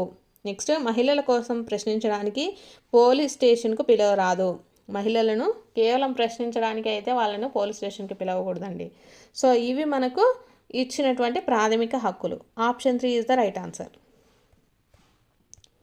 నెక్స్ట్ క్వశ్చను, మెసపటోనియా ప్రజల లిపి ఏది అనేసి అడిగారండి. మెసపటోనియా ప్రజల లిపి. సో ఏ లిపి అండి? క్యూనిఫారం అండి. మెసపటోనియా ప్రజల యొక్క లిపిని ఏమని పిలుస్తారంటే క్యూనిఫారం అనేసి పిలుస్తాము. ఆప్షన్ 1. నెక్స్ట్ది, ఎరాడ కొండలు ఈ జిల్లాలో కలవు. సో ఎరాడ కొండలు వచ్చేసి మనకి ఎక్కడ ఉన్నాయండి? విశాఖపట్నంలో ఉన్నాయి. నెక్స్ట్ క్వశ్చన్, భారతదేశంలో చిస్తీ పద్ధతి వీరి ద్వారా స్థాపించబడినది. సో చిస్తీ పద్ధతి అనేది ఎవరి ద్వారా వచ్చిందండి మనకు? ఇది ఎక్కువసార్లు కూడా అడిగారండి. ఖ్వాజా మొయినుద్దీన్ చిస్తీ వచ్చేసి మనకు చిస్తీ పద్ధతిని ప్రవేశపెట్టారండి. నెక్స్ట్, జైన మతంలో చివరి మరియు మిక్కిలి ప్రసిద్ధి చెందిన తీర్థంకరుడు ఎవరు? జైన మతంలో చివరివాడు అలాగే మిక్కిలి ప్రసిద్ధి చెందిన తీర్థంకరుడు ఎవరు అంటే మహావీరుడండి. మహావీరుడు. ఆప్షన్ 4. నెక్స్ట్ క్వశ్చను, అష్టాంగ మార్గాలలో సమ్యక్ సమాధి అనగా ఏమి అనేసి ఇచ్చారు. సమ్యక్ సమాధి అంటే ఏదండి? సరి అయిన ఏకాగ్రత. ఆప్షన్ 3. నెక్స్ట్ క్వశ్చను, ప్రభుత్వ బడ్జెట్ పన్నులు అనే పాఠం బోధిస్తున్నప్పుడు ప్రభుత్వ ఆదాయ వినియోగం గురించి మీకు ఏమి తెలుసు అని విద్యార్థులను అడిగినప్పుడు వారు తమ కుటుంబ ఆదాయ వినియోగాన్ని ప్రభుత్వ ఆదాయ వినియోగానికి వర్తింపజేయటం ద్వారా సమాధానాలు చెబుతారు. ఇది దేనికి ఉదాహరణ అనేసి అడుగుతున్నారండి. సో ఆప్షన్స్లో మనకు రేటింగ్ స్కేలు, సంఘటనల రికార్డు, సాంఘిక మితి సంకేతాలు, చెక్లిస్టులు అనేసి ఇచ్చారు. సో ఇది దేనికి సంబంధించిందండి? సాంఘిక మితి సాంకేతికాలకు సంబంధించింది. ఆప్షన్ 3. నెక్స్ట్ క్వశ్చను, ఇవి వచ్చేసి మనకు మెథడాలజీకి సంబంధించినవండి. మౌఖిక సమాచారానికి ఉదాహరణ ఏది? ఓరల్ కమ్యూనికేషన్కి సంబంధించిందండి. వార్తాపత్రికలు, పుస్తకాలు, న్యాయశాఖ తీర్పు పత్రాలు, బుర్రకథలు అనేసి ఇచ్చారు. మనకు ఈడ ఇంగ్లీష్లో చూసుకున్నా సరిపోతుంది. మౌఖిక సమాచారం అంటే ఏంటండి? ఓరల్ కమ్యూనికేషన్, మాట్లాడడం. సో అది ఏంటి అండి? మాట్లాడడానికి సంబంధించినవి ఆప్షన్ 1 అండి, బుర్రకథలు. ఇవన్నీ మనకు పేపర్ బేస్డ్ అండి. న్యాయశాఖ తీర్పు పత్రాలు కానివ్వండి, పుస్తకాలు, వార్తాపత్రికలు ఇవన్నీ పేపర్ బేస్డ్, డైరెక్ట్ కమ్యూనికేషన్ కాదు, ఓరల్ కమ్యూనికేషన్ కాదండి. కాబట్టి ఆప్షన్ 1 వచ్చేసి right answer. Next question, computer చిత్రాల ద్వారా నది జన్మస్థలం నుండి అది ప్రవహించు మార్గాన్ని చూసి డెల్టాలు ఎలా ఏర్పడతాయి అనే విషయాన్ని వివరించే పద్ధతి ఏది అనేసి ఇచ్చారు. సో ఈ విధంగా వివరించినట్లయితే దాన్ని ఏం పద్ధతి అంటారండి? సిమ్యులేషన్ పద్ధతి అంటాము. ఆప్షన్ 3. నెక్స్ట్ క్వశ్చను, రోజర్ట్ బైబీ యొక్క 5E అభ్యాసన నమూనా క్రమం ఏది అనేసి ఇచ్చారండి. సో 5Eలో ఫస్ట్ది ఏంటిదండి? నిమగ్నం కావడము, అన్వేషించడము, వివరించడము, విశదీకరించడము, మూల్యాంకనం చేయడము. ఇవన్నీ కూడా మనకు first engage, explore, explain, elaborate, evaluate. So 5E model learning sequence అండి. ఆప్షన్ 2. నెక్స్ట్ క్వశ్చను, సమాజాన్ని పాఠశాలకు తీసుకురావడానికి ఒక ఉదాహరణ.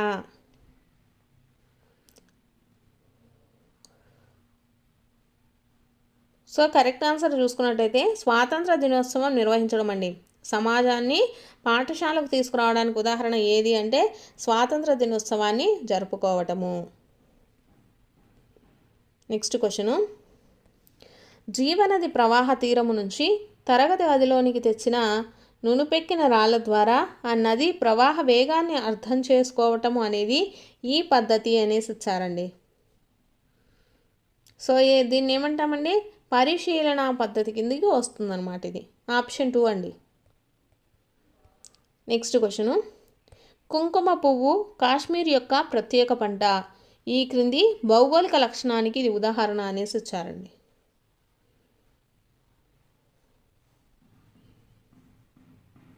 సో దేనికి సంబంధించింది? ఇది ప్రాంతానికి సంబంధించిందండి. Option 2 is the right answer. Next question,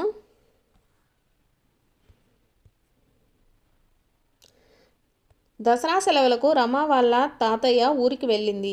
రమకు మతాల వారీగా పండుగలు ఎందుకు జరుపుకుంటారు అనే అనుమానం వచ్చింది. ఈ విషయం గురించి రమ వాళ్ళ తాతయ్యను కొన్ని ప్రశ్నలను అడిగింది. ఈ సందర్భం ఈ క్రింది విద్యా ప్రమాణానికి ఉదాహరణ అనేసి ఇచ్చారండి. సో ఇది వచ్చేసి మనకు దేనికి సంబంధించింది?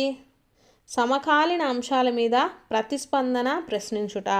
అంటే ఇప్పుడు ప్రజెంట్ జరుగుతున్నటువంటి మనకు సమాజంలో ఉండేటటువంటి అంశాల మీద అడిగినటువంటి క్వశ్చన్ కాబట్టి దానికి ఏమవుతుందండి? ఇది ఏ విద్యా ప్రమాణానికి సంబంధించింది? సమకాలీన అంశాల మీద ప్రతిస్పందన ప్రశ్నించుట. నెక్స్ట్ క్వశ్చను, ఒక మనిషి ఎలా ఆలోచిస్తాడు, అర్థం చేసుకుంటాడు, నేర్చుకుంటాడు అనే విషయాలకు సంబంధించినటువంటి జ్ఞానాన్ని ఏమంటారు అనేసి ఇచ్చారండి.